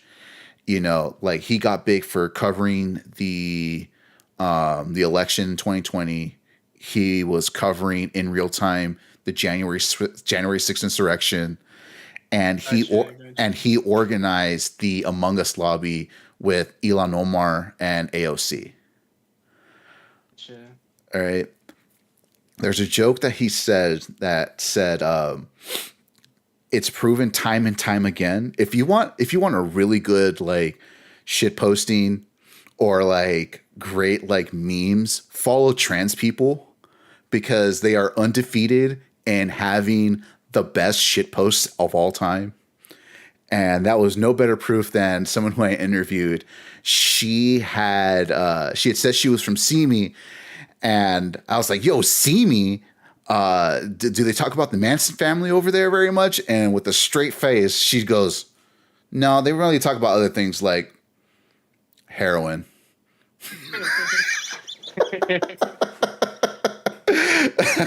Like, I would have probably never got that kind of like great deadpan delivery from like any other person if I was trying to only go for like, the major legends of whoever the scene is around you, because they get people coming up to them all the fucking time. They always like, "Hey, can I get a selfie? Oh, can you give me advice on this or whatever?" To the person who goes, 2 and 2, 1 and 2, 0-2, whatever, like they're there to hang out. They're there to have fun. Some people, they know they're not going to go positive, but they go to the chill. Those are the kind of people I really want to talk to, because I want to know what they're like. And lo and behold, you get funny as hell people who will tell you straight, tell you straight to your face, "Nah, we don't talk about the Manson family. We talk about heroin overdoses in our local city." Fucking name, man. The delivery is pretty crazy on that one. Yeah, she was. proof. If you want really good shit posting and great memes, follow trans people. They have the best. Best sense of humor. So if you're not already, follow some more, and you'll have some good memes heading your way. Oh yeah. But yeah, I'm stoked that you're gonna be at MSM. Actually, yeah, that's kind of where we're at now. it is where we're at, and like I said, I'm taking time off because I do want to go. I want to see kind of like what it's like for something to kind of be not necessarily built from the ground up, because the idea of MSM has been around for a couple of years, and kind of like be on the ground floor of like that revival. I want to see what that's like, because there's going to be a very certain kind of energy there that's going to be hard to replicate. And I think I got a taste of what that energy might be when I went to DCG's event. Because if you don't know about Dreamcatcher Gaming's first Brinstar Depths, it was actually a qualifying event for SWT last year, or not last year, the year before. So it had like, I think it was a silver 2 event actually. And they got screwed over because the venue said, nope, we're not going to allow y'all to be in here anymore. So they got screwed. Many months passed. Brian Feldman. Yeah. Yep. He got screwed, man. I was like, that sucks. But now they're at a good venue. I think it's called King Fandom up in Canoga Park. Nice. They're there every other Sunday. So when they went there, they said, you know what, Brinstar Depths, what we're gonna do? Let's fly Icy Mist out. So they flew Icy Mist out. Then when that particular series ended, they went on to the Venom series, and they flew out Jackal, the Ultimate Wolf player. And that particular one was a shit show, because there was a Dia de los Muertos event happening the same day as that tournament. So like a lot of people came in and were like, yo, I didn't know Smash was a thing like this way, man. Like literally, I want to say children, because at this point I'm now twice the age of half the people who are saying, what, Smash is a thing like this in person? I'm like, yeah, it is. Right. And some of those people said like, oh man, had I known, I would have brought my controller or something. It's like, dude, if you can't pay for the tournament, just drop $6, get a friendlies pass. And I think I did see 2 of those kids actually come back with their pro controllers to play some ultimate and some ultimate friendlies. They viciously got stomped on. Definitely, I know that for a fact. But that's neither here nor there.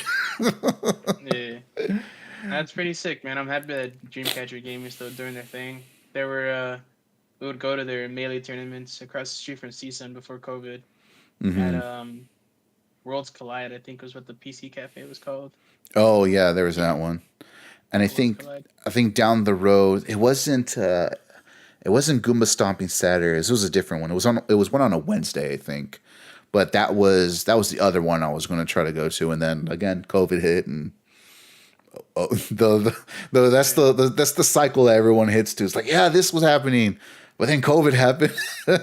That's the running thing that we all have in common. The event business in a nutshell. I know.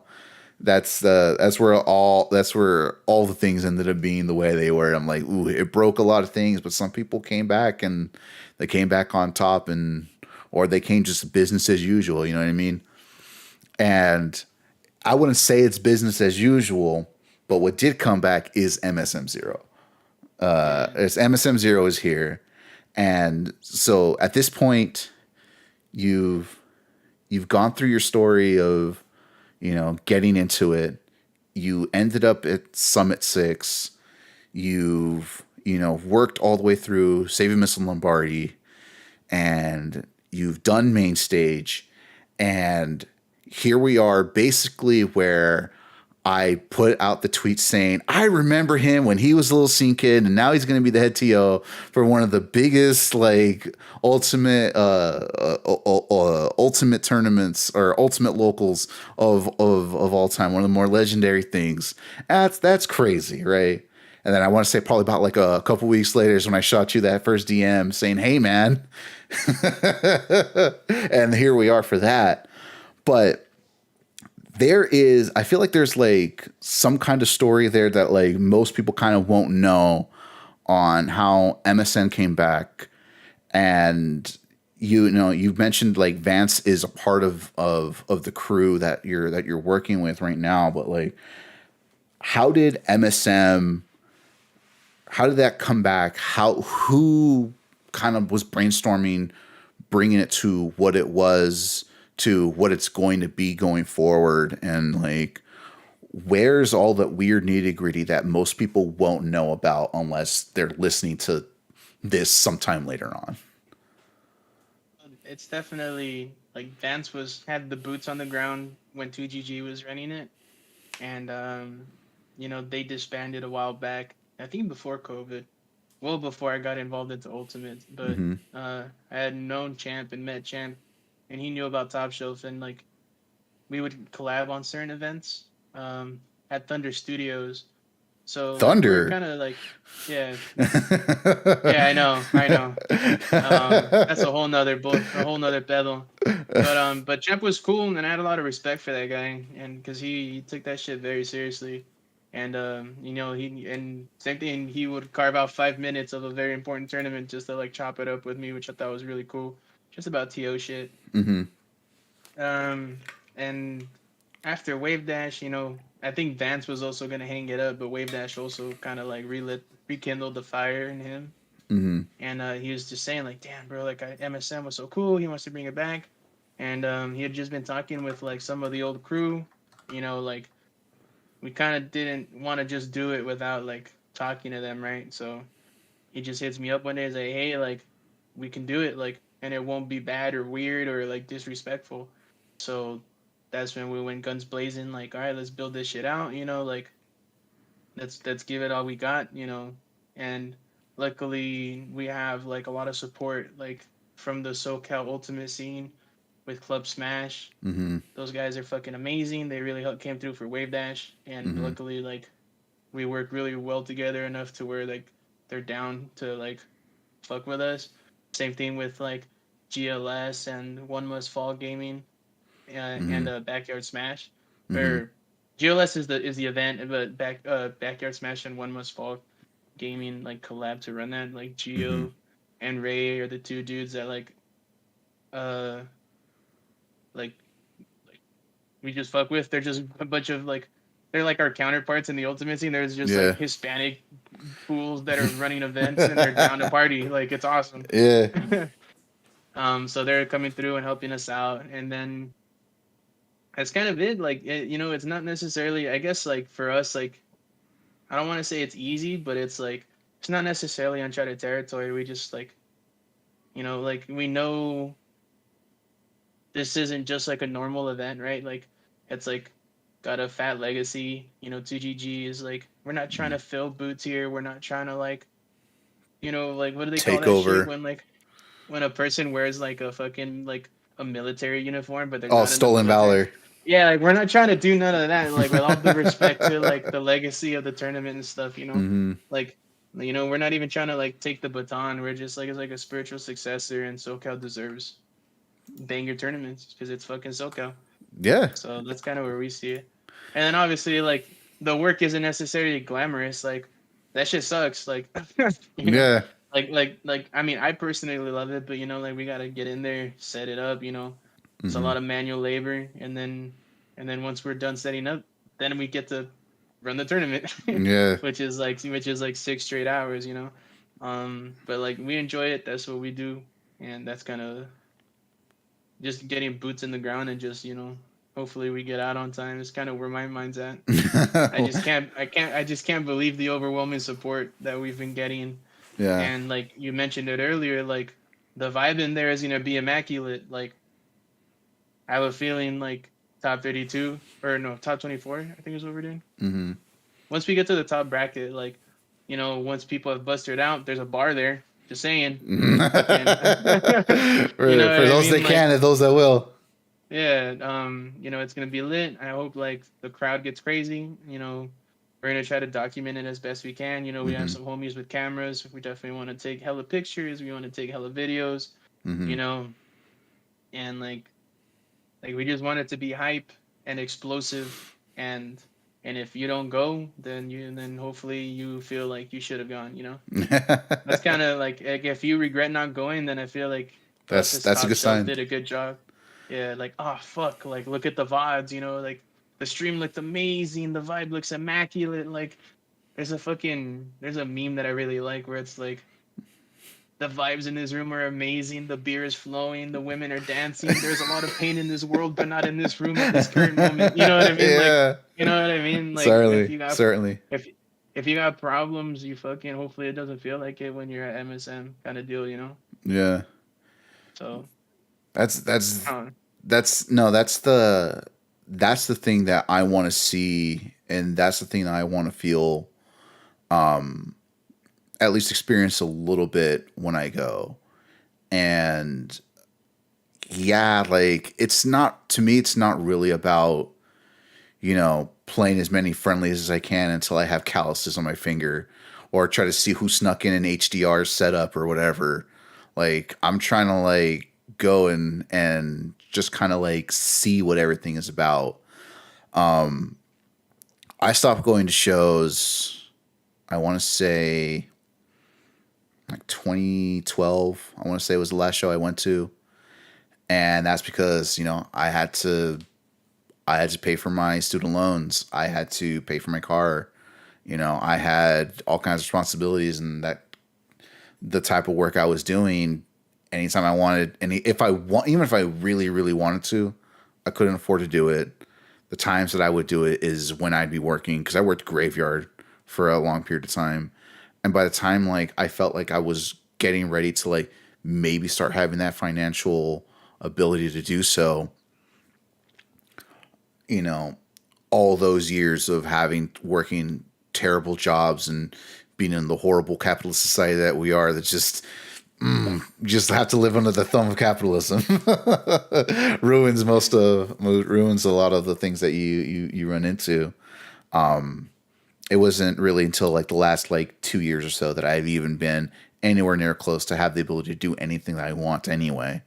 So that vibe that I got when I went to, that first IRL tournament, I was like, man, it's not exactly the same, but I do get the same sense of vibes of like going to like a small kickback show where like it's a show, but it's really only two bands that are going to be playing. And it's mostly people who are going to be chilling, right? Like that's the vibe that I got when I went there. Granted, I want to be in the middle of the fucking chaos, and I want to see fucking kids throw down and accidentally get into fights or whatever. But that's just me. I'm a weirdo, you know. You can't pass up a good fight. Like it's entertaining to watch. Right. So Yeah. so like that, there's a certain type of like controlled chaos that it comes with, and being in being at a tournament kind of gives a little bit of light, like that methadone to bring that high down, to bring that back. So that's what I'm hoping to kind of see and experience. And with 200 plus people going to be there, and that's just the people who are going to be competing. That's necessarily all the people who are going to roll up on the friendlies. That not necessarily going to be the people who are going to be hanging out trying to help out. People who showed up, like, yeah, they paid the friendlies pass, but they wanted to help run the pool, or like tell TOs like, hey man, this person went, the score was 2-1 on whatever, this person's win. And hopefully you don't get someone say, all right man, 2-0, and the guy walks away.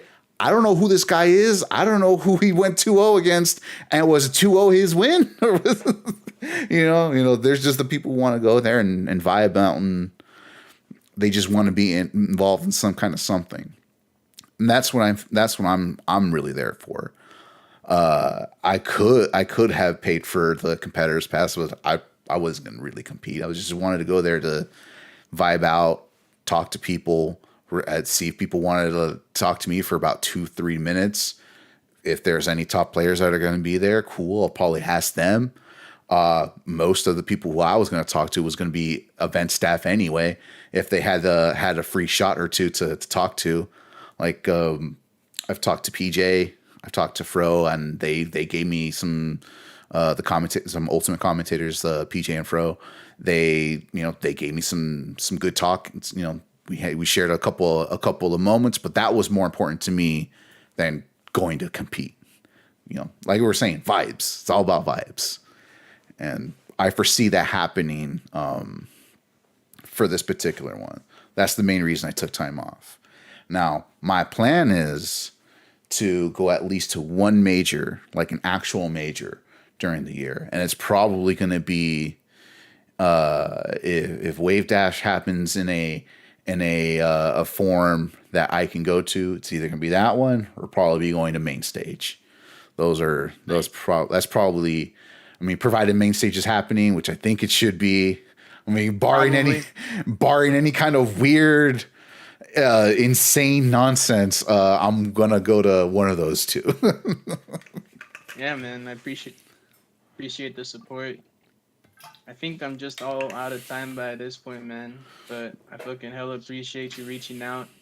You're surprised you fucking blindsided me coming out of left field like that. Because I'm be real with you, I was like, who the fuck is this guy? Fuck. Like, I feel bad because I have a pretty good memory. Yeah. But like I said, and like I mentioned, like the main reason I didn't remember you right off the bat was because it was such a brief, like, dude, I barely remember anything about my freshman year because it wasn't until like I met like the other fucking degenerates, like the metalheads, the little psychobilly kids at the school, and I was like, oh fuck yeah, dude, let's kick it, like. And then then they started forming their own bands and shit like that. I thought it was cool. Yeah, that's that's kind of the story. Like we went through the whole thing. It took about 2 hours, but we eventually got to the point where I said, we actually completed the lore of what the tweet said. We went from that little scene kid I knew back in your freshman year to now, being a part of, MSM and having that, as far as I'm concerned, bearing that responsibility on your shoulders for right now until, it's not going to be your cross to bear, but you brought, you do have a good team, but that's all on y'all to move that needle forward for the scene. And that's kind of crazy that I'm like, man, he was a freshman when I met him. For real. I got this thing from Oates. He did this during our conversation. We had to cut ours short, but we were able to get a good combo here going. But I want to do something that we did with him, and just 10 questions, just 10 like simple like rapid fire questions about anything. Can be Smash, can be music, can be any little personal thing, but give me 10 rapid fire questions. Just the first questions you can think of, like a simple answer type thing. And you go first, and then I'll go, and then we can call it. How's that sound? I'm down. You first. All right. Question number 1. Were you able to find a tag to compete under? No. I just go by Jerry Caballero. Jerry.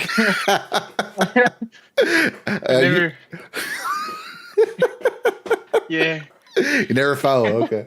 I should have. Yeah. I still say you should have gone with your MySpace username of Jer Bear, with the X's. That would have been good. With the X's, right? I haven't even seen my MySpace. Holy shit.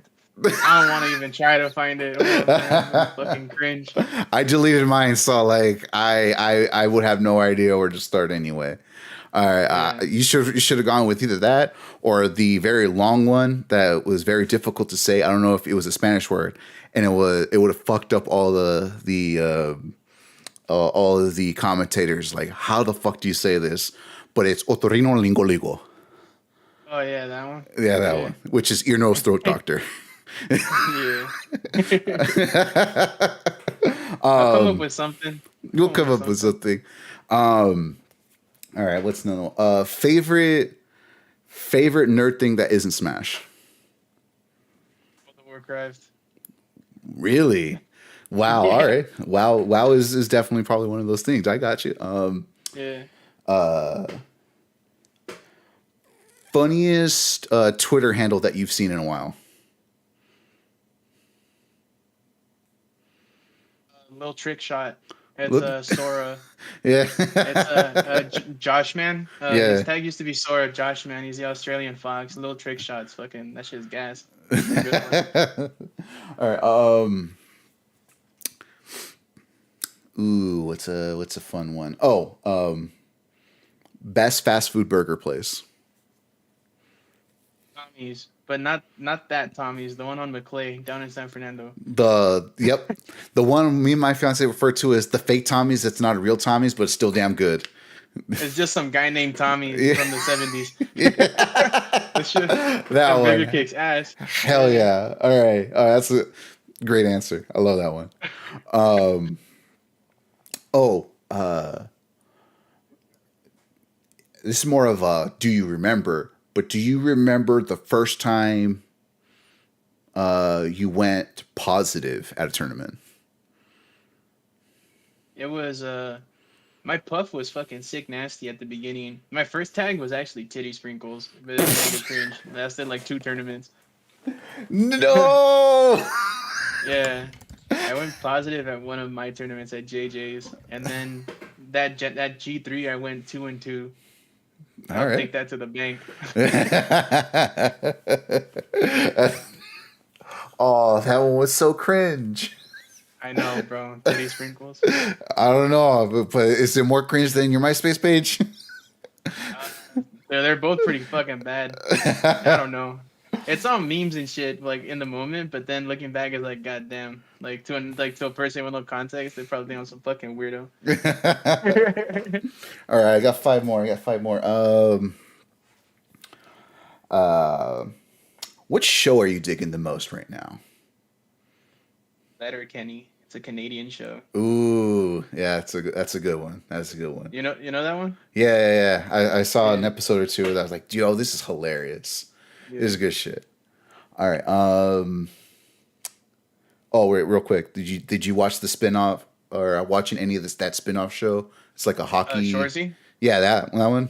Hell yeah. I'm all in on that. Okay. That dude, Jared Kiso, that guy's a genius. Is it worth watching? Yeah, well, it's not like Letterkenny, it's different. But if you Yeah. ever played sports, then you will like fuck with it on a sort of level. All right. But it's good.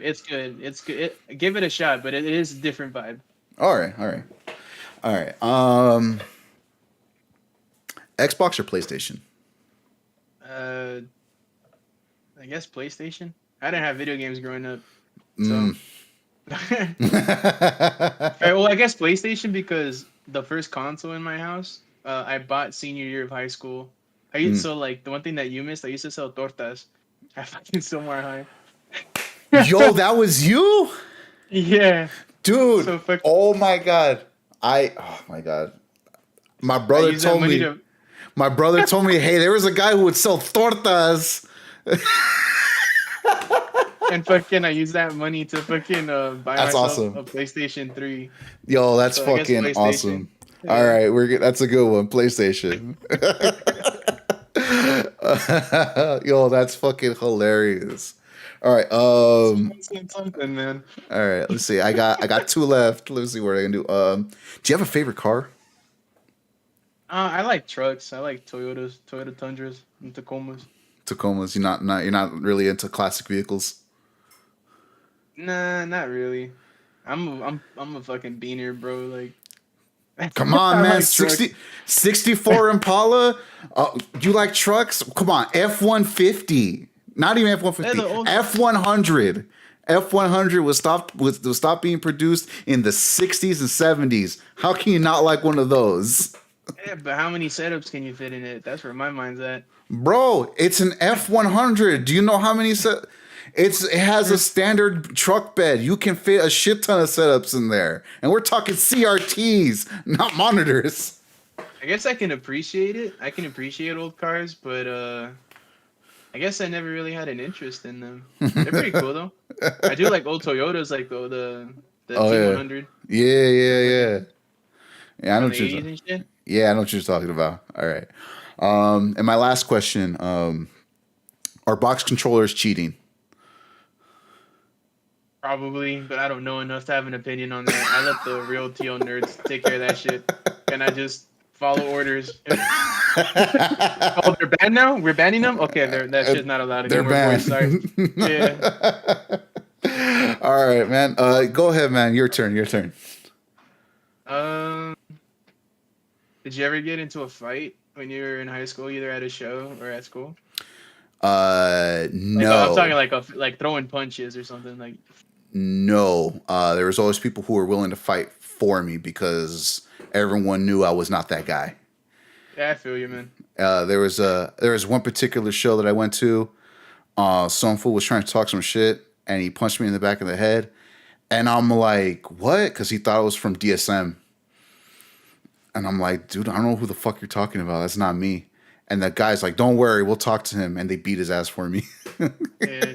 It's always that fucking weird psychobilly cruise fucking shit up, eh? Yeah, it was hilarious. Why are you straight edge? Just was, always have been.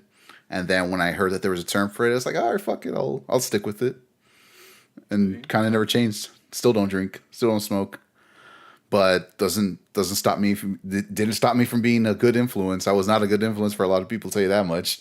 There's a story where one of my buddies, we went to another friends of our house to go party, and they were drinking. I was just hanging out vibing. And he was like, "Oh, dude, I'm done." It's like, "Don't worry, bro. I can tell you when you're done. Have one more." He goes, "All right."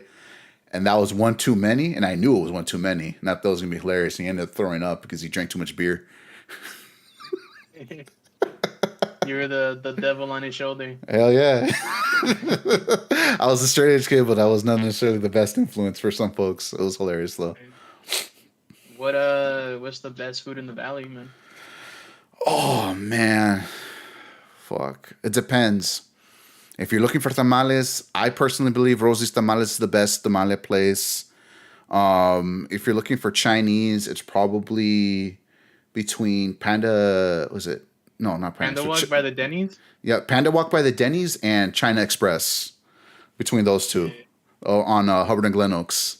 That was those between those two. It's where right By next the to Rite where. Aid. Yeah, exactly. Yeah, yeah, Where Red Vest used to be, right next to there. yeah. Oh, dude, fucking Red Vest. Fuck, man, that place had bomb ass wedges. Holy shit. Yep. Alright. Those are my two. Oh, I'm on the. I can't say in the valley anymore because they're not there. They are in the valley, but they also are up in the AV. Angeles Tacos. Got you. They post up over there in at the post office and somewhere. They have a spot. Yeah, right here. They have a spot in North Hollywood, and they have a spot in the AV. They have a bunch of other spots, but yeah, there you go. Angel's Tacos right there by the post across the street from the Shakey's. Yep. That place is gas. Try Tacos El Venado the next time you're down here in North Hollywood. It's All the right. best. All right. What's your favorite nerd thing right now? Ah, fuck. Does watching Hassan count? No, I don't think watching Hassan's counts. Because politics are for truly brave, broken individuals. But outside of that, probably watching Austin Evans, Linus Tech Tips, and like a bunch of stuff for PC things. That's probably the most nerd thing I'm vibing on right now. Outside of opening Yu-Gi-Oh cards. I don't know if you can see, but I have a half-opened box of Yu-Gi-Oh cards. I still need to go through. I'm gonna stream opening a bunch of packs later on. So Nice. Man. Good luck on the pools. Good luck. I did pull Baron de Fleur and Pot of Prosperity. And I sold them both for $215. So that was pretty dope. What are you currently driving? What's your whip? Oh, my current vehicle is a 2012 Escape. That's my SUV. yeah. Nice, The bro. 4-cylinder, but it's treated me well all these years. I've had this car for 10 going on 11 years, and it's been nothing but good to me. So Oh that's yeah, my man. vehicle. It's good stuff. Fucking. What? Do you play any instruments?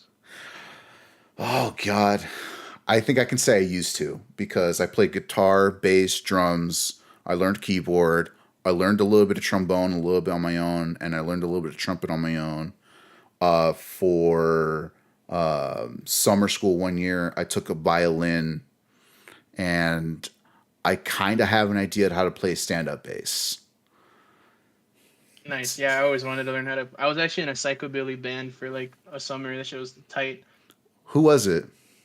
We called ourselves the Rock Jets. We fucking suck.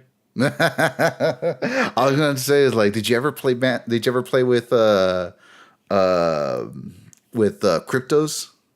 They were called the Nah, Kryptonites they. before. Yeah, the Kryptonites. They used to go to a different high school. They went to Vaughn. I remember that They're good. my cousin knew them because she went to Vaughn, and I thought they were pretty cool. But I never. We actually we played one show as the Rock Jets, and they played that show too. But didn't It was their guitar player went to Somar for their senior year, so never mind. That's probably why you never met him. yeah, And but then fucking there's yeah, we played one show. There was they called themselves. We opened up because we were the new kids on the block, and then mhm. there was this band called the Unknowns. Yep, I remember them. Um, we were pretty cool with them. Like we would share like instruments and shit because like Hmm. we were poor Exactly. for sure. We had to like put the fucking drum set in a shopping cart and walk to fucking the other side of Selmar. Yep. Shit sucked.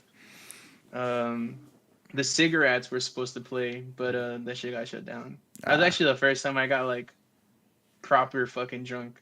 I drank like they were selling 3 for 10 40s, Jesus. and at the fucking function I had a $20 bill on me. So Ooh, you got that good yeah, value out of yeah, it. hell yeah, I mean, fucking the champagne up allegedly. yours. I mean, Yeah, allegedly. but I was like fucking 16. I was like, hell yeah, bro, let's go. Allegedly. Yeah. What's uh, your what's real your quick, favorite band right now? Oh, what's up? real quick before, did you ever play with the Daffies? Nah, but I actually to this day I still listen to a couple of their songs. I really like John Wayne's Clone. I told them they should have done a cover of Big Iron. You know that one song? It's Marty Robbins. It's on the Fallout New Vegas soundtrack. I told them they should have done a cover of it, and they said yes. Oh god, what was not Lino, the bass player? What was the guitarist's name? Was it Michael? It was Michael, but he would go by Clunks. Yeah. I told him, it's like, come on, dude, you should do it. It's like, all right. He was supposed to let me borrow a stand up bass because I was going to take that to Ventura to let the supervillains borrow it because before that, me and a buddy of mine went to go see the supervillains, and we're talking to the guitarist, and we wanted to stand up. It's like, dude, I'm actually going to go to that show in Ventura. Hit me a line, and I know a guy who was a stand up bass. He goes, word, yeah, and he never followed up. Damn. And I remember we randomly, so like I in our group of like hooligans, there was like we were a pretty diverse group, like I had like gotten really into more like punk, skinhead, like Spirit of 69 sharp stuff, you know what I mean? Hmm. So I was, my punk rock and my old school ska type vibe. And Yeah. then we had like the Thrashers, and we had the Psychobilly Kid, we had the emo kid. We were a pretty diverse group. It was pretty lit. But the Psychobilly Kid, Miguel, he's like, dude, I really want to start a band. And like I know like I play drums, but I never had drums. But he's like, I Hmm. got drums we can use. And we were all in summer school because we were fucking obviously dumbasses. So we were going into 11th or 12th grade, I forget. And then we see this kid who's like, he's going to summer school, but he's about to be a ninth grader, Hmm. and he's dressed like like rockabillyed out, you know what I mean? Hmm. And I was like, dude, that guy looks cool. Like, cause I'll be on drums, you're on guitar. What maybe he plays bass. We didn't even know him, so like we just walked up to him. We didn't even know him. We walk up to him. His name is also Gerardo. His name, the other Jerry. So there's two Jerrys in the band. Oh It turns shit! out he not only had an upright bass, he knows how to play bass, wants to be in a band, and also has a drum set. Jesus So we were like, Christ! oh, yeah. I was like, damn kid, like let's go, dude. And he has like older brothers that can like give us rides and buy us beer and shit. It was awesome. That's So like crazy. just by chance, I was like, oh well, I guess we're a band now. That's funny. Yeah, that shit was it was a good summer. We like practiced a lot, and our guitarist older brother actually knew Lino Mm. from the Daffies. That fool So called me like juicy fruit. I don't know, and I don't remember why. I think it's because I had gum on me. that's funny. Those guys were all kind of fucking pretty fun to be around, to be honest. All right, I think you were on question number 6, and you had said what are my current favorite bands? Is that what you said? Yeah, what are you listening to the last couple weeks? Oh, dude, like as far as music concerned, I'm just listening to a lot of fucking stream beats. It's like some copyright free music. I remember BTS used it for Riptide, and I'm like, oh shit, I know that album. I've been listening to that for a bit because the guy who produced it is this dude named Harris Heller, who has a channel called Alpha Gaming. Now they're called Senpai Gaming, and they teach or they talk about streaming stuff, broadcast stuff, and he created that. And so I was listening to that for a long time. So I was listening to a lot of that music for a while. But as far as like actual like real bands that you can go out and see, I'm still listening to a lot of fucking Mata Mosca, listening to some Batmobile, Frantic Flintstones. Do you like Torment? That's one of my favorite psychobilly bands. Yeah, I listened to a bunch of their stuff too. Freaking who else? What other band I'm listening to? So I'm getting back into Rascahuele, La Banda Escalavera. Yeah, I'm just going back to being the same music I was listening to in high school, basically. It's eternal. You like deviate from it for a bit, but you always find its way back. Yeah, I'll also like sprinkle in like some Caifanes and stuff, But yeah, it's mostly a lot of Mata Mosca. What's a skill you're currently working on developing? I'm working more on editing, video editing, and better Photoshop. Mind Play Gaming, they had a video where PJ went to a bunch of people and say, "Hey, can you name all the legal stages? And if you can name all the legal stages, we'll give you $10." And I don't think a single person named all the legal stages. So when I saw that, I was like, let me just make a thumbnail for funsies. And then I sent a DM to the Mindplay Gaming folks. They're like, "Yo, this is dope." And I went back to look at it, and they're using my thumbnail that I made for them. Shit, So, nice. so little things like that. Working on video editing, obviously, because we're on a YouTube channel. I'm working on that. I have a couple. I like working with YouTube Shorts. I work on some stuff on my phone too. So I film off of like nothing fancy. Like the webcam I'm using is actually a GoPro that's on a capture Nice. card. Looks pretty good, man. Thanks. But it only looks good because I learned how to do all that shit from watching those videos from people who do streaming tech and how to use LUTs, work with lighting. Like this light that I have isn't even a good light. It's actually an LED strip that I put inside of a box that like monsters come in. And I put foil in there and I put the anti-static wrap over it so it doesn't hit me like a hard blinding light. It's so pretty sick, yeah. so learning You're like like developing your production every yeah. little bit, you know? That's Yeah, pretty tight. so I'm learning. I love learning that shit, like how lighting works. The reason I was thinking about building PCs and like learning about all stuff building PCs is if I ever had the money, I would like to build portable streaming setups for people so that it's easy for folks to want to like stream events, like for tournaments. They have more than one setup and they don't have to rely on a a $2,000 laptop and $200 capture card, and then like bad webcams with terrible lighting, thinking they can get the job done. That's the kind of stuff that's interesting to me right now. Like if I tried, I can probably figure out what would make a good streaming setup in any given location, as long as they have a couple of key pieces of a bunch of key tools. So that's the kind of shit I'm thinking of and working on. What's your top New Year's resolution for this year? Uh, Personal, probably. Just one, anyone, whatever, which one matters the most to you, like personal or professional? So I have two. I'm a cheat. I have two. My personal and my the thing that I want to be professional.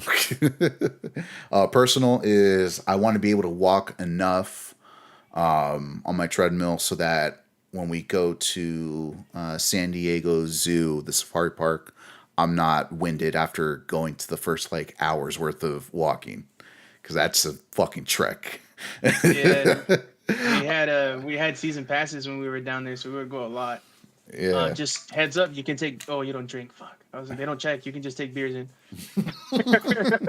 And I would time it out so that like it's a fucking walk. It's like it's a good all day thing, Yeah, but you'll definitely. definitely go home. You'll be sleeping good that night. You'll be tired as fuck. Hell yeah. Yeah. So that's the personal goal. But as far as professional goal, I literally had a full manifestation list of things that I want to do for going to events, talking to a certain amount of people, and doing interviews.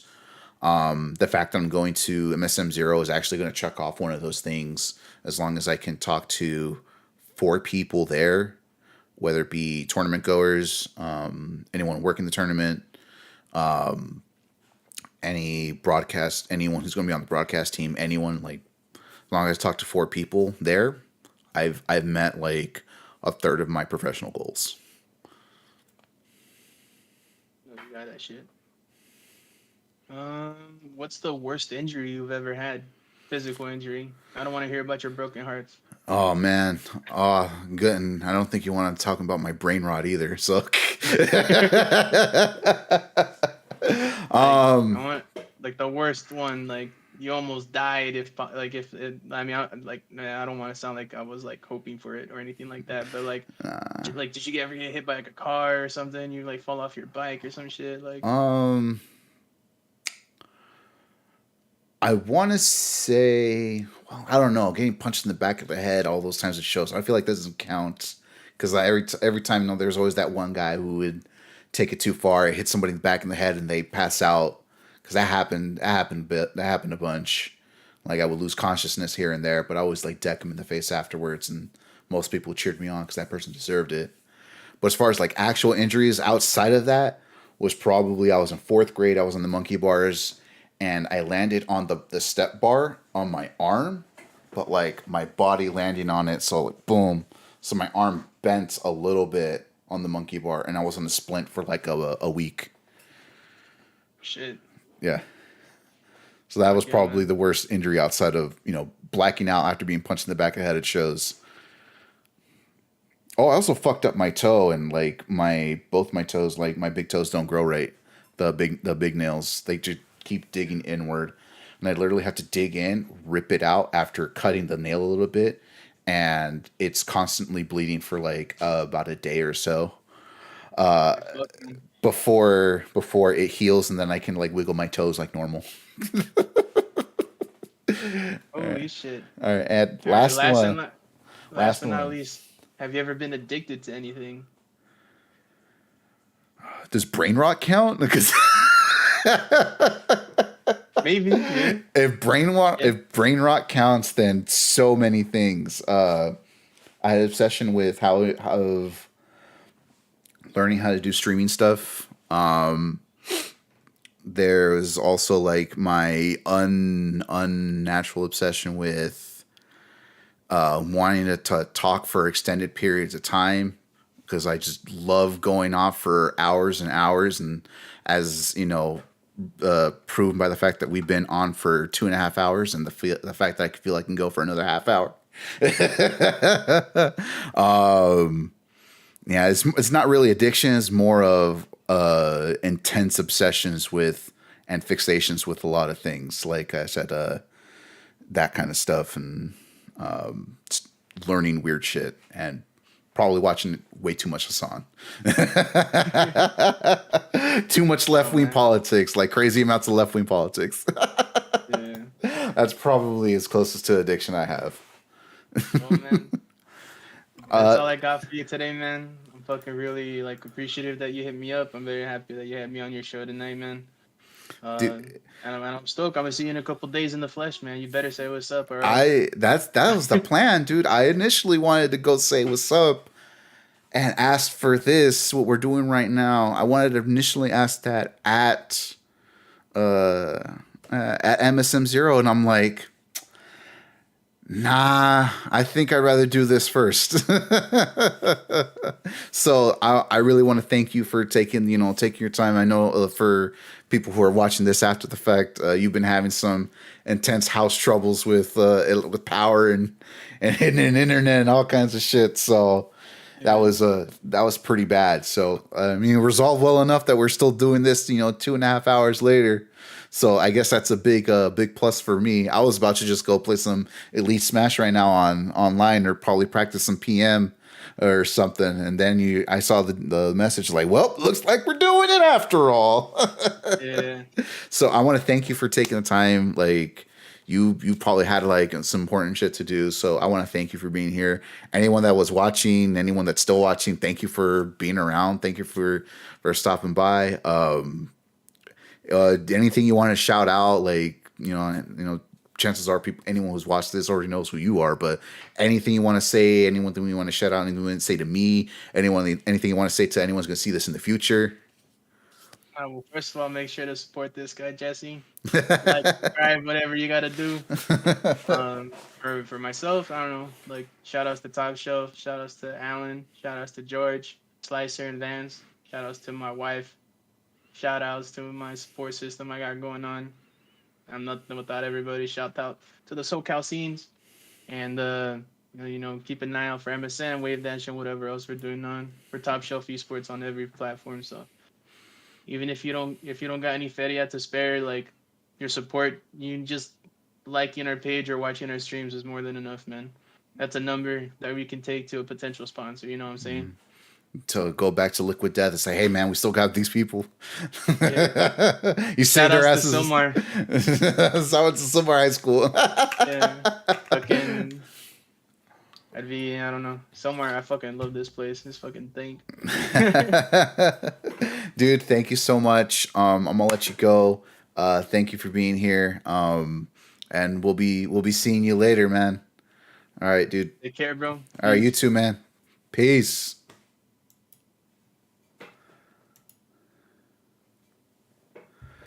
And that was it, gang. That was it. That was our conversation with Gerry. He is an extremely cool dude. The same kind of person I thought he was gonna be from all that time, all those years ago. I'm glad to see he's doing pretty good for himself, and I guess the next thing is we'll see where we're at the actual MSM Zero, and we'll see where we go from there. Thank you for being here. Thank you for watching. I've been doing this for a long time today, and cool. Just want to say bye, and we'll catch you on the next one. We'll see if we can get that follow up with Oates. Maybe see if Vance wants to talk about this. Maybe we'll try to get PJ. We'll find out who we can talk to next time. Probably be sometime next month. Maybe do this a whole monthly thing. But yeah, I'm gonna call it. I hope you all enjoy, and bye.